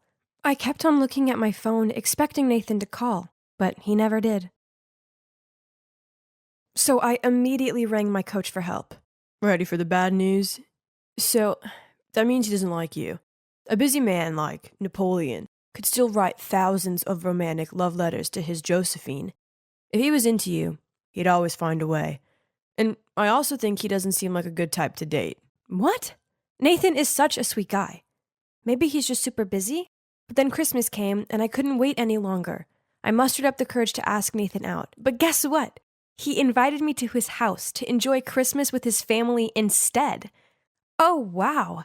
He wanted to introduce me to his family. This was massive. It meant he really took our relationship seriously, didn't he? But when we got to Nathan's place, to my surprise, it was just a small apartment and definitely not big enough for a whole family. Seeing my confused look, Nathan said his family must have changed their plans and went out, which was for the better as the two of us would have more time together. Suddenly, I saw a shadow of a girl in a red dress in his bedroom. Then Nathan immediately pulled me away and said, That's my maid. How annoying. So, do you want to go to the hotel so we can have more time alone? Really? Did he think I was born yesterday? I refused immediately, and Nathan began to change his attitude. Okay, but I can't drive you home. I have something urgent. But don't worry, I'll take you to the nearby bus stop. I have never felt so stupid. Martin was right. Nathan wasn't serious about me. He just wanted to use me. But what went wrong? I did everything I could, but I kept failing again and again. No one liked me. I called Martin in tears, and he ended up driving there to pick me up right on Christmas Eve. I felt like the most tragic person ever. Martin was so patient. He turned the radio on so loud and didn't say anything until I finished crying and calmed down. Misread the signals again, huh? How could I have known? Well, I'm not saying this to make money off you, but looking at the current situation, I think you need to hire me for longer than you think. My love life may have sucked, but at least I had Martin. Here's my hope. He was the best coach ever, as he didn't mind answering my questions, and he always picked up the phone whether it was office hours or midnight. Then one night I was out with my friends. I drank a few too many wines and phoned Martin up and slurred out a load of drunken nonsense. He immediately came to pick me up and drove me home, saying that he needed to make sure I got home safely. He was such a sweet guy. I felt something, but then reassured myself that he was just being nice. But Joseph insisted that Martin was only acting this way because he liked me. Seeing everything he did, and you still have to wonder about his feelings? Dummy. Believe me, I'm not wrong this time.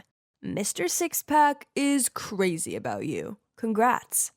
Thinking about it, it did make sense. So I started stalking my coach on social media and daydreaming about him.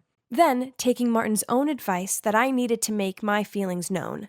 So, on Valentine's night, I myself made this box of chocolates and took them round to his. I took a deep breath, then rang the doorbell. But then, standing at the door was him holding hands with another girl. I awkwardly said, Don't you like me? I mean, you taught me that when a guy likes a girl, he'll always be there for her. You picked me up in the middle of the night, and you always listened and comforted me when I was sad. You even brought me hot tea when my Aunt Flo came to visit. Doesn't everything match up? Rosie, I was just being nice. Sorry, but you've confused the signs. Again. I was totally dumbfounded. I couldn't face the thought of seeing Martin ever again, so I blocked him from my life. In the following days, I was under a variety of emotional states, from extreme stress, heartbreak, embarrassment, then disappointment because of my extra delusion. I struggled with insomnia almost every night and tried to bury my feelings by binge-eating junk food. Just 2 weeks later, I looked at myself in the mirror. There were dark circles under my eyes, my skin was dry and flaky, and I felt bloated and sluggish most of the time. Seeing myself like that reminded me of something Martin had said. How can you expect someone else to love you if you don't love yourself? I knew I needed to change, so I started eating more healthily, working out, and finding me time. And you know what? It worked. Now I can finally say that I see my own worth, and I'll never allow a man to treat me badly ever again. And if that means I stay single for a while, then that's the way it'll be. I guess I kinda owe Martin a lot. I mean, he did teach me loads. And now, even though I'm still single, I'm enjoying it. There are way more important things than having a boyfriend, right? But wait, was this barista winking at me? OMG, there's a post-it with his number on my coffee cup. What should I do? Hey, dating a coffee guy is risky business. Why, coach? Imagine one day your relationship turns bad and you desire a cup of coffee to ease your heart out, but you also have to see him here. Awkward, huh? Indeed a pro. But so why are you making this awkward convo? Rosie, I may be a love coach, but even I get it wrong sometimes.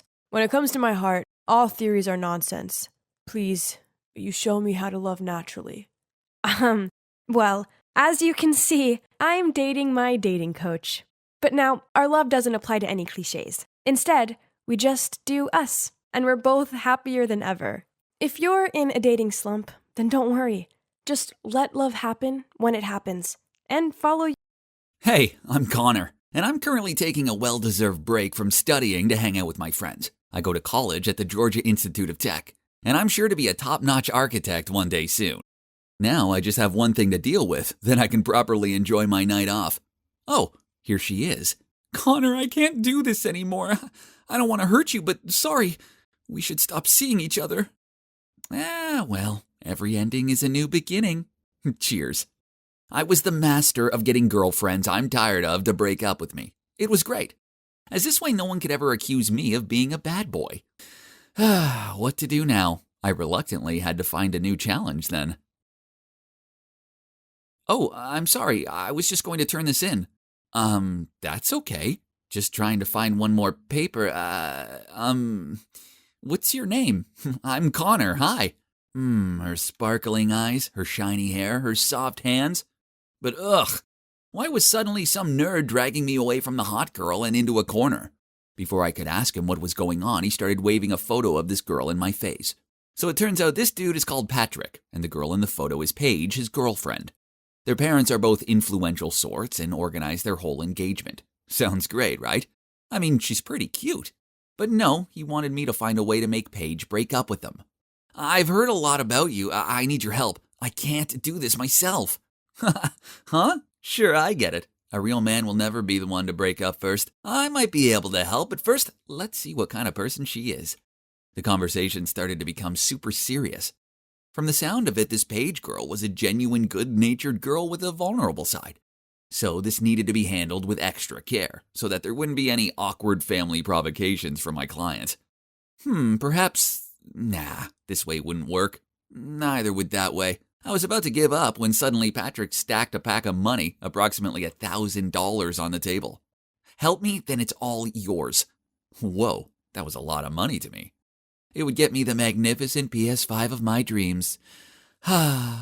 Besides, with my charm and handsome looks, I could make Paige fall in love with me and leave Patrick in no time. Genius!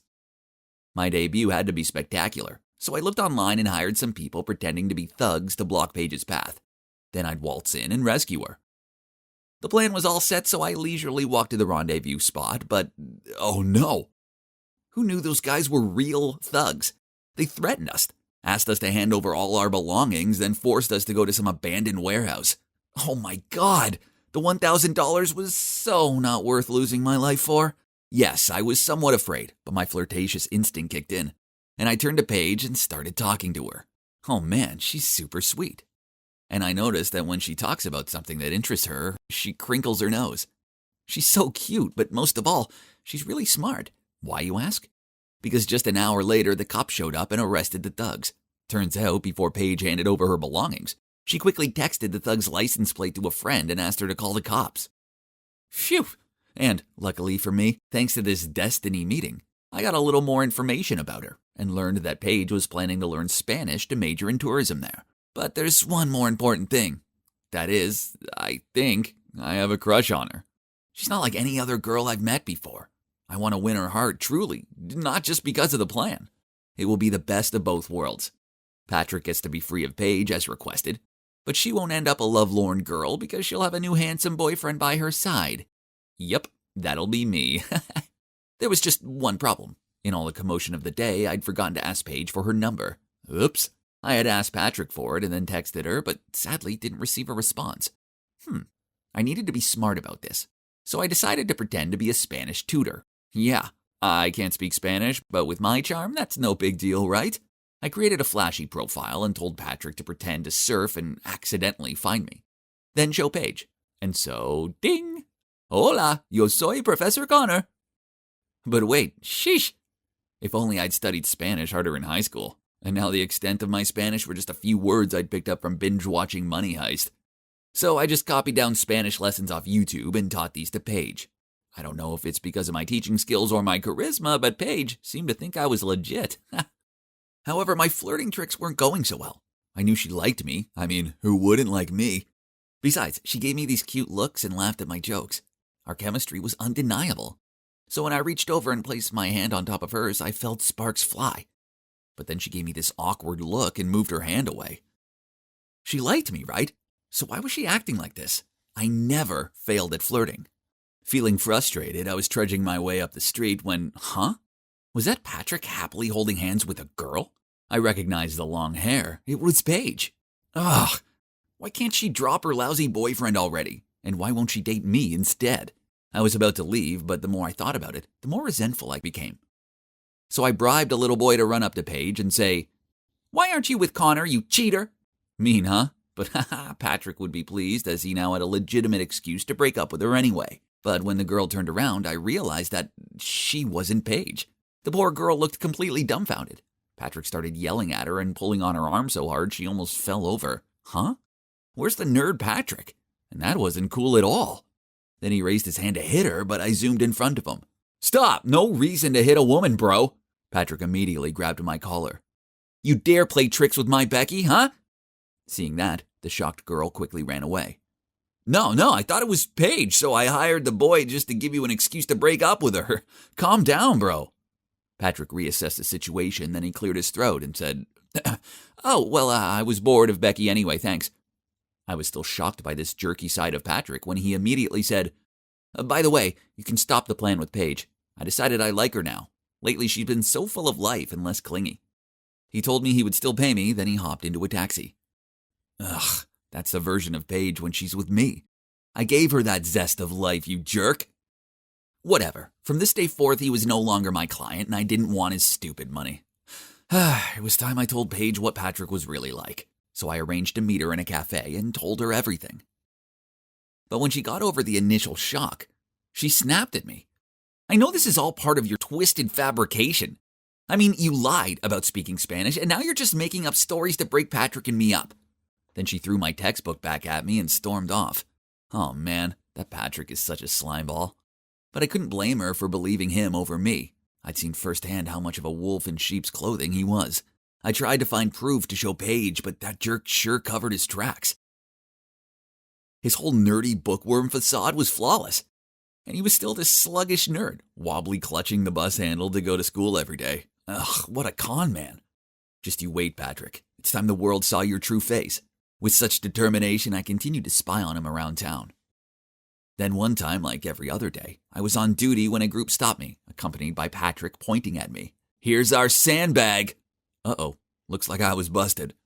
The whole group gathered around me, fists ready. Yeah, I was pretty terrified. There's no way I could fight off a group this size. I raised my fists and prepared for pain, but then someone shouted, "Stop!" It was Paige. Suddenly, Patrick immediately changed his attitude and ordered the group to leave. He told Paige that I stole his stuff and his friends were helping him get it back. What? The swine! Connor isn't a thief, I know it for sure. There must be some misunderstanding. Please don't accuse him like that. Patrick's face changed. He grabbed Paige's hand and pulled her away, saying, "We're getting engaged at the end of this month. Say no more." Okay, so I may have gate crashed their engagement party, but I did hide at the back while the speeches were going on. Then to my surprise, as Patrick was talking, they both spotted me. Then Paige turned to him and shook her head. It hurt to see her like this. Perhaps she changed her mind. "What do you mean? Is this because of Connor?" Paige kept quiet, while Patrick's parents were furious. "How dare you cheat on my son? Who do you think you are?" "Paige, why is this happening?" "Really, Paige? Say something." Feeling the pressure and injustice of it all, poor Paige looked distraught as she desperately tried to hold back her tears. I really couldn't stand seeing her like that, so I jumped out of the crowd to come to her defense. Everyone calm down. Paige is the sweetest, most amazing girl, and she deserves better than this jerk. Don't listen to him. He's a thief and a fiancé stealer. I was done listening to this guy's slander. So I threw a punch straight at his smug face. Yeah, the engagement party had sure turned chaotic. I looked at the wreckage in front of me, the consequences that I had caused. Okay, so maybe coming here wasn't my best idea. Actually, this was all my fault for ever agreeing to help Patrick in the first place. Or I shouldn't have been a jerk in the first place. Feeling deflated, I arrived home and saw that I'd received a message from Paige. My heart thudded as I opened it. Thank you for everything, and try to practice your Spanish, as it's even worse than mine. Goodbye. And that was the last text she sent me. After that, I spent a month trying to contact her, but received no reply. So finally, I plucked up my courage to go to Paige's house, and was told that she'd left for Spain earlier than scheduled. Perhaps the shock was so huge that Paige wanted to leave this place as soon as possible. It was all my fault. I was the biggest jerk in this story, and now I'd lost the girl. Alas, vengeance is bliss. So I walked inside, went straight to Patrick's table where he was wasted in the arms of a bunch of girls, took a picture, and sent it to his family. What is done by night appears by day, my friend. A few days later, I heard that after being exposed, Patrick's parents had confiscated all of his bank cards. Even his current girlfriend dumped him. Ha! So that sealed the final breakup deal for my special guest. And now guess where I'm at? Looking for the girl of my life, duh. And this time, I'm going to make sure I don't screw it up. I was taking an interesting-looking book from the bookshelf when suddenly I saw a face peering back at me. Wait a minute. Oh, God! Not him! I quickly hid my face behind a book, but too late. He'd already seen me. Duh. What was I thinking? Now I looked even more pathetic. You must be wondering why I was desperately avoiding this dude. Well, this wasn't just any dude. It was my ex-boyfriend, Owen. Talk about a day ruined. Oh, hi, Owen. I didn't see you there. Are you here by yourself? Oh no, I'm here with my girlfriend. There she is. Hey babe, I'm here. I turned around and... Jeez! My day just went from bad to catastrophic. How on earth did they end up together? Yep, I knew that girl. She's Mila, my stepsister. Oh, let me tell you about her. Actually, before we became stepsisters, Mila and I went to the same high school together, but we weren't close or anything. But out of the blue, my mom and Mila's dad somehow got together and soon got married. I tried being friendly towards her, but no matter what I did, she remained cold and unpleasant towards me. She even forbid me from telling anyone at school that we were family. And she started to compete with me for team tryouts, in tests, everything. Then one day, after a few months of living together, she informed our parents that she was moving in with her mom and switching schools. Why, you ask? Well, 'cause she couldn't stand living with me anymore. I'm not gonna lie, hearing her say that hurt like crazy. All I'd been was nice to her, but fine. If that's what she wanted to do, then whatever. And like I said, that guy over there is my ex, Owen. We used to date when I was a sophomore and he was a senior. But then he dumped me for the most ridiculous reason ever. Well, back then, I was on a strict diet.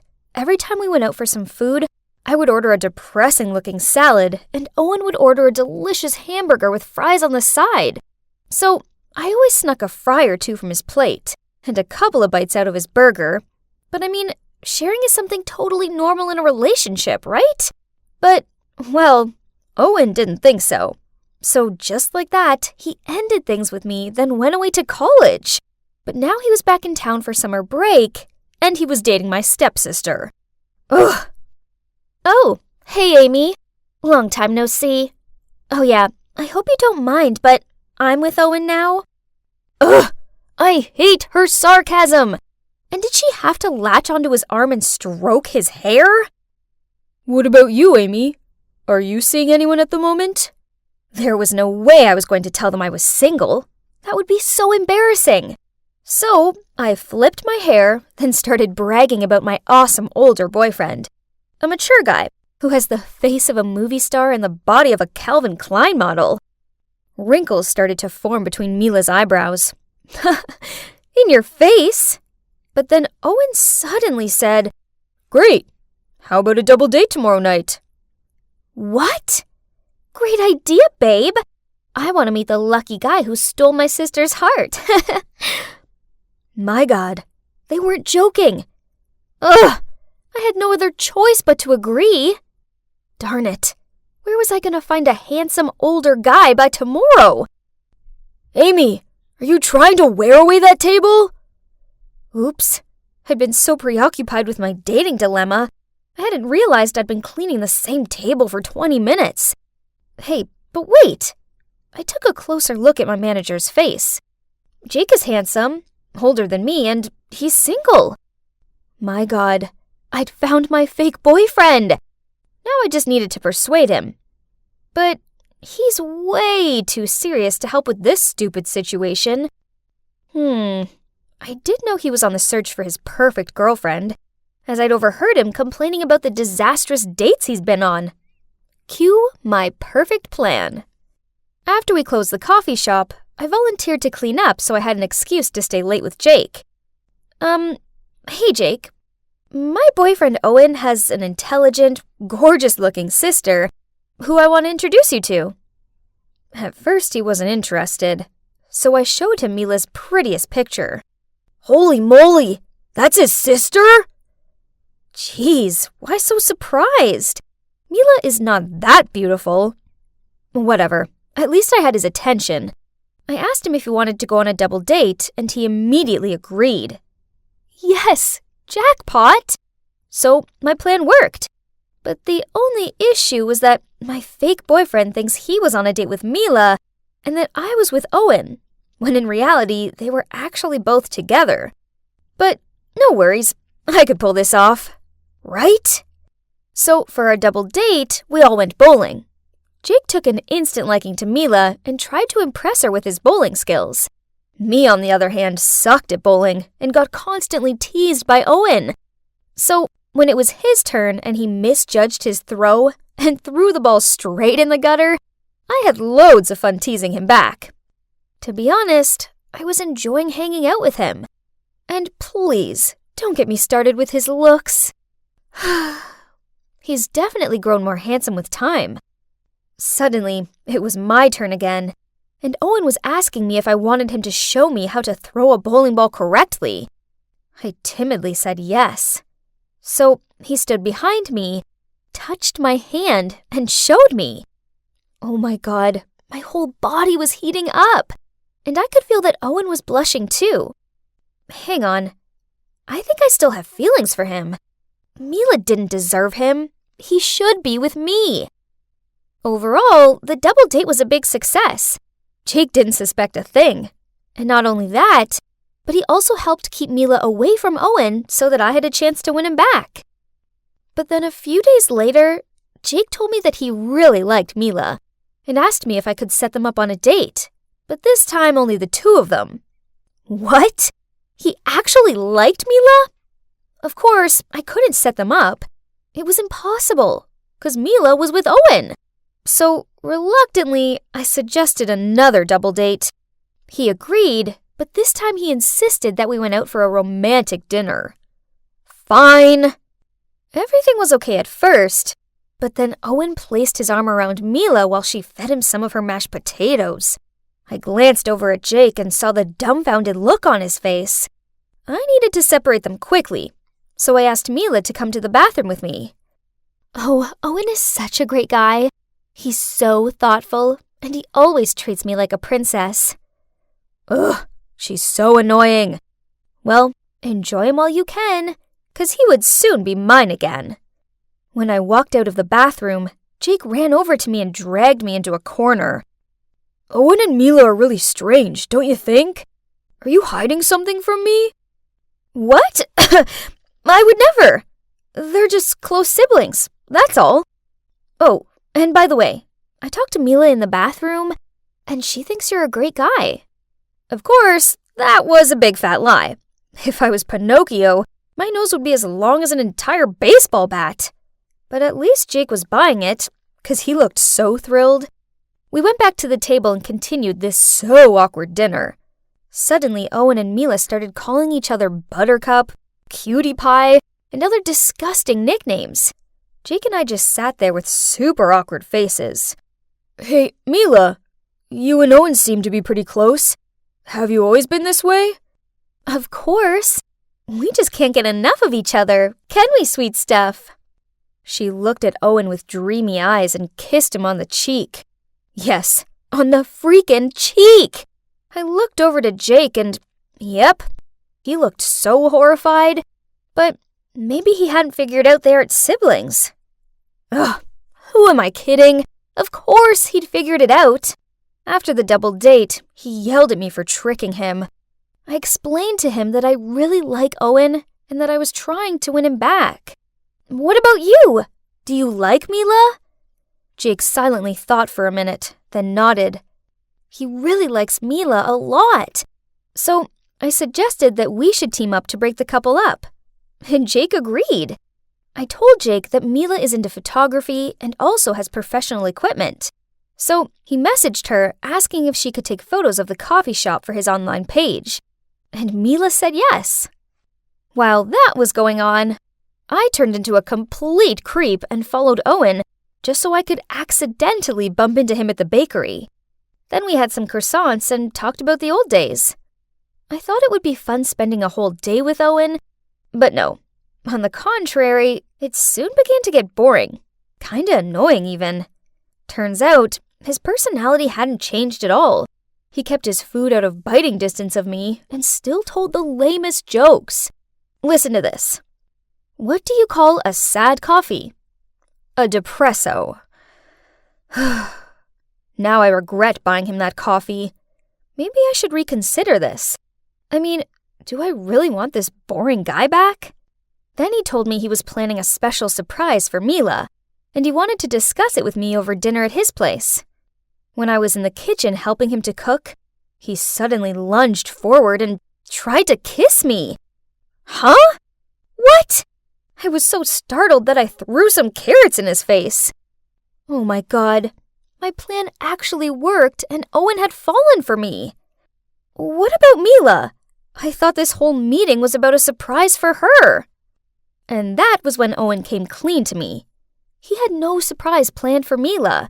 That was just a ruse to get me here. Also, turns out the time we met at the bookstore wasn't by chance. Owen had been stalking me. What? Creep! He also knew that Mila was my stepsister, so he purposely got with her to make me jealous. Amy, it's you that I love. It's always been you. What? Hearing him say that gave me the shivers. Well, now at least one thing's for sure. Any feelings I thought I had for him had 100% evaporated. Letting you go was a big mistake. Please come back to me. Mila means nothing to me. I don't care about her at all. Oh, wow. Owen is a massive jerk. How dare he take advantage of Mila's feelings like that? Ugh, I needed to warn her. But before doing that, I had to give him a piece of my mind. Let me make this clear. I only went on a double date with you guys because I didn't want to lose to Mila. Nothing else. May I remind you that you're the idiot that split up with me? Oh, and your jokes are really lame. And that's it. Owen just stood there with a bewildered look on his face, and I left. I ran straight to the cafe shop where Mila was and blurted out the whole truth about how Owen was just using her to make me jealous. I can't believe you're doing it again. What do you mean by that? Don't act all innocent. You're stealing my boyfriend again. Huh? What did she mean by again? Turns out back then, Mila had a crush on Owen. So when Owen and I started dating, she got real mad. And that's why she was always so cold with me. I didn't know. I swear. If I knew that, I would never have dated him. Ugh, just stop. I know you can't stand losing to me. Just leave me alone. I don't want anything to do with you. I give up. Talking to her was pointless. But then Jake suddenly spoke up. Mila, she's trying to protect you. If she didn't care about you, then she'd just let you be with that jerk. But no, she told you the truth even though she knew you'd probably react like this. Because that's what sisters do. They protect each other. Mila fell quiet for a bit, but then realized Jake was right. So we sat together and had a long, serious talk. There were laughter, tears, and copious amounts of hot chocolates, but in the end, we finally seemed to understand each other. So that was it. After all the drama, Mila and I put aside our feud and made up. At first, Mila was kinda sad about what Owen did to her. Luckily, Jake kept her company, and she soon opened up to him, and their relationship developed. And now they're dating. Yahoo! About me, I may still be single, but I'm okay with that. The main thing is that after all these years of hating and competing, Mila and I made up. I don't have a boyfriend, but I have something better. I have my sister back. I wonder what's taking Valerie so long. She's been in that changing room for ages. Valerie? Is everything okay in there?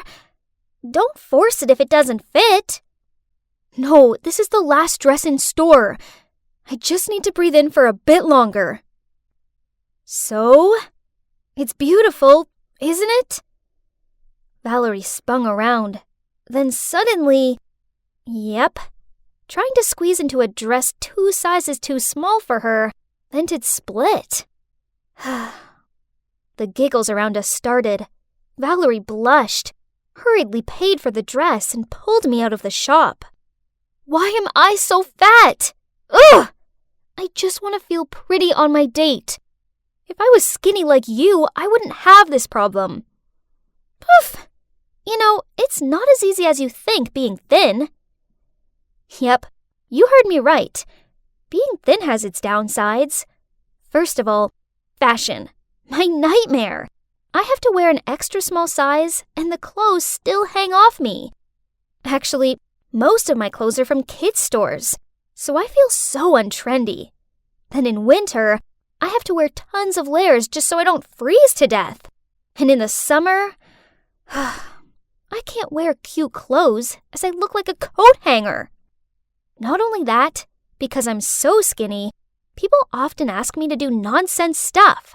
Once, I was studying in my room when suddenly I heard my sister Camilla calling me. She'd forgotten her keys and forced me to climb through her tiny window gap to get them. Seriously, I can't even. Then, on another occasion, Valerie made me crawl into the classroom locker to help her cheat on her Spanish test. Unfortunately, the teacher walked in while this was happening and gave me a week's worth of detentions, of course. Ugh! Oh my god, No Way Home is so good. I literally can't think of one bad thing to say about it. Yep, the part near the end. Ah! Yep, guess what? I'd managed to trap my foot in a manhole. Man, what rotten luck. I tried pulling my leg free, but it was no use. It wouldn't budge. There I was, freaking out that I'd be stuck here forever, and all my friends could do was huddle together and ask me questions like, Madeline, how on earth did you get your foot in such a small slot? Wow, that's unbelievable. Even Jaden, my bookworm friend, took out a ruler from his backpack and started measuring how wide the slot was. Grr. My dear friends, I'm being stuck down here. Stop gawping and help me. Finally, they tried helping me out, but in the end, we had to call the rescue squad. By this point, a massive crowd had gathered around me, and strangers were filming me. When I was finally free, everyone looked at me and held back their laughter. Even Parker, my crush, was smiling. Geez, this was beyond embarrassing. But a hot guy like Parker would never notice a moving skeleton like me anyway. Don't think like that, Maddie. You're so pretty. Show me some confidence, would you? Valerie said as she nudged my arm. I put the book down and glared at her, and suddenly noticed Parker walking towards our table, smiling. And yep, he said he wanted to sit with us. Even though I was cheering inside of my head, I still had to act composed. And oh my god, can you believe he even said I was cute? After that day, Valerie kept on encouraging me, saying he had definitely given me a green light. So finally, I gathered my courage to write down all my feelings for Parker on a note and clipped it to his notebook. At the end of class that day, he came to my desk and took my hand. Yay! Everything was fine, great even, until one day when the two of us were taking a romantic walk past the Swan Lake, Parker suddenly turned to me and said, "You're so beautiful, Maddie. And if you just put on a few more pounds, I swear you'll be the hottest girl at school." "Yes, I know, but it's hard for me to gain weight." "No big deal. Just leave it to me. I'll fatten you up." I thought Parker was just joking, but it turns out he was being deadly serious. Since that day, every time we went on a date, instead of taking me to the bowling alley and movies as usual, Parker would take me out to eat. I swear, I've tried all the restaurants in our town. More surprisingly, on my birthday, Parker even gave me a bouquet of fried chicken. How romantic! But this didn't change anything, as my weight still stayed the same. Parker was disappointed when he peered over me and saw the scales hadn't budged. Then he sighed out. "How come you and Valerie are friends, but look totally opposite? Here comes our adorable, chubby Valerie." What? Parker called Valerie adorable again. This wasn't the first time either. Annoyed, I put down my fork and walked away from them. After that, I started avoiding Valerie. I did homework with other friends, sat with other girls at lunch, and every time I happened to see Valerie, I turned around and walked away. Honestly, I didn't want it to be this way, but just seeing her made me uncomfortable. But I couldn't bear to see my boyfriend call my BFF cute. Well, he thought I was too skinny. Then summer break finally rolled around. I thought it'd be just me and Parker, but then he went off to a summer camp in Spain. The plan was all ruined. So I spent a whole sunny day inside sulking. What's wrong? Are you bored because your lover is away? So why don't you take this time to surprise him when he returns? Surprise? A great idea popped into my head. But how do I get chubby? Easy peasy. Okay, if it's that easy, then show me. Okay, if you do my summer homework for me. What? She's such an opportunist. But I really wanted to pile on the pounds and please Parker. So, without hesitation, I nodded in agreement. So, from that day on, I started following Camilla's weight gain plan. I switched veggies for greasy foods, and my main meal was always late at night. I also changed water for milkshakes, but I did have to stop drinking them when the smell of milk alone made me feel sick. Seeing me eating crazy like that, my parents worriedly said, "Madeline, eating healthily is important, else your health will be affected." But I ignored their advice. This time, I definitely had to gain weight. Finally, after a month of trying, I gained some weight. Yay! I looked a lot more attractive now, didn't I? I was studying myself in the mirror when I heard my phone beep. It was Parker. He was coming over tomorrow with a present for me. The next day, I put on this hot dress that I'd never felt confident enough to wear before, and I asked Camilla to help me do my makeup. As soon as I finished, I eagerly waited for Parker in the living room. The doorbell rang. I excitedly opened the door, but as soon as he saw me, Parker quickly said, "Oh, sorry. I have the wrong house." Then he started to leave. Huh? He didn't recognize me? This will be fun. No, honey, you're not mistaken. It's me, your destiny. "Madeline? Is that really you?" "Oh my, How on earth can you be this big? We've only been apart for a month. So, you don't think I'm prettier now? To my surprise, Parker shook his head. No, you're so fat now. It doesn't look okay. Lose some weight. Huh? This was so confusing. I thought he wanted me to be bigger. As annoying as this was, I still listened to Parker and tried to lose the weight I'd put on. So it turns out that losing weight is far trickier than it sounds. Actually, it's 1,000,000 times harder to lose it than it is to gain it. After a month of healthy eating and exercise, I gained another pound. Ugh! Stop eating that. Are you giving up already? You must try harder. What? It's just some popcorn. Why does he have to be so rude about this? I'll give you 2 weeks to lose weight. Else we're done. Huh? What did he just say? Done? He was the one who wanted me to gain weight in the first place. Now he was threatening to break up with me if I didn't lose it. How ridiculous. You know what? I don't need 2 weeks. Let's end it right now. It's clear you never loved me at all. You only like my appearance. If you truly cared about me, you wouldn't care what size I was. Then I walked off. Ugh! How could I have been so stupid? For the entirety of my relationship with that jerk Parker, I was blindly following him. I only cared about pleasing him, and it cost me so many things, including my best friend. I needed to apologize to her right away. I nervously knocked on the door, then waited. Finally, Valerie opened it, but on seeing me, she went to shut it. I'm so sorry. Just let me explain, please. Valerie, I'm so sorry. It was all because I was afraid Parker would leave me for you. But I realize now that he's a massive jerk, and I was an idiot for ever trying to change for him. Jeez, you're crazy. Parker is totally not my type. I scratched my head and told her about how terrible Parker had treated me and how I'd foolishly listened to him. Man, that douchebag! Then she hugged me. Valerie confessed to me that she'd been trying to lose weight by lowering her calorie intake, but the pounds weren't coming off.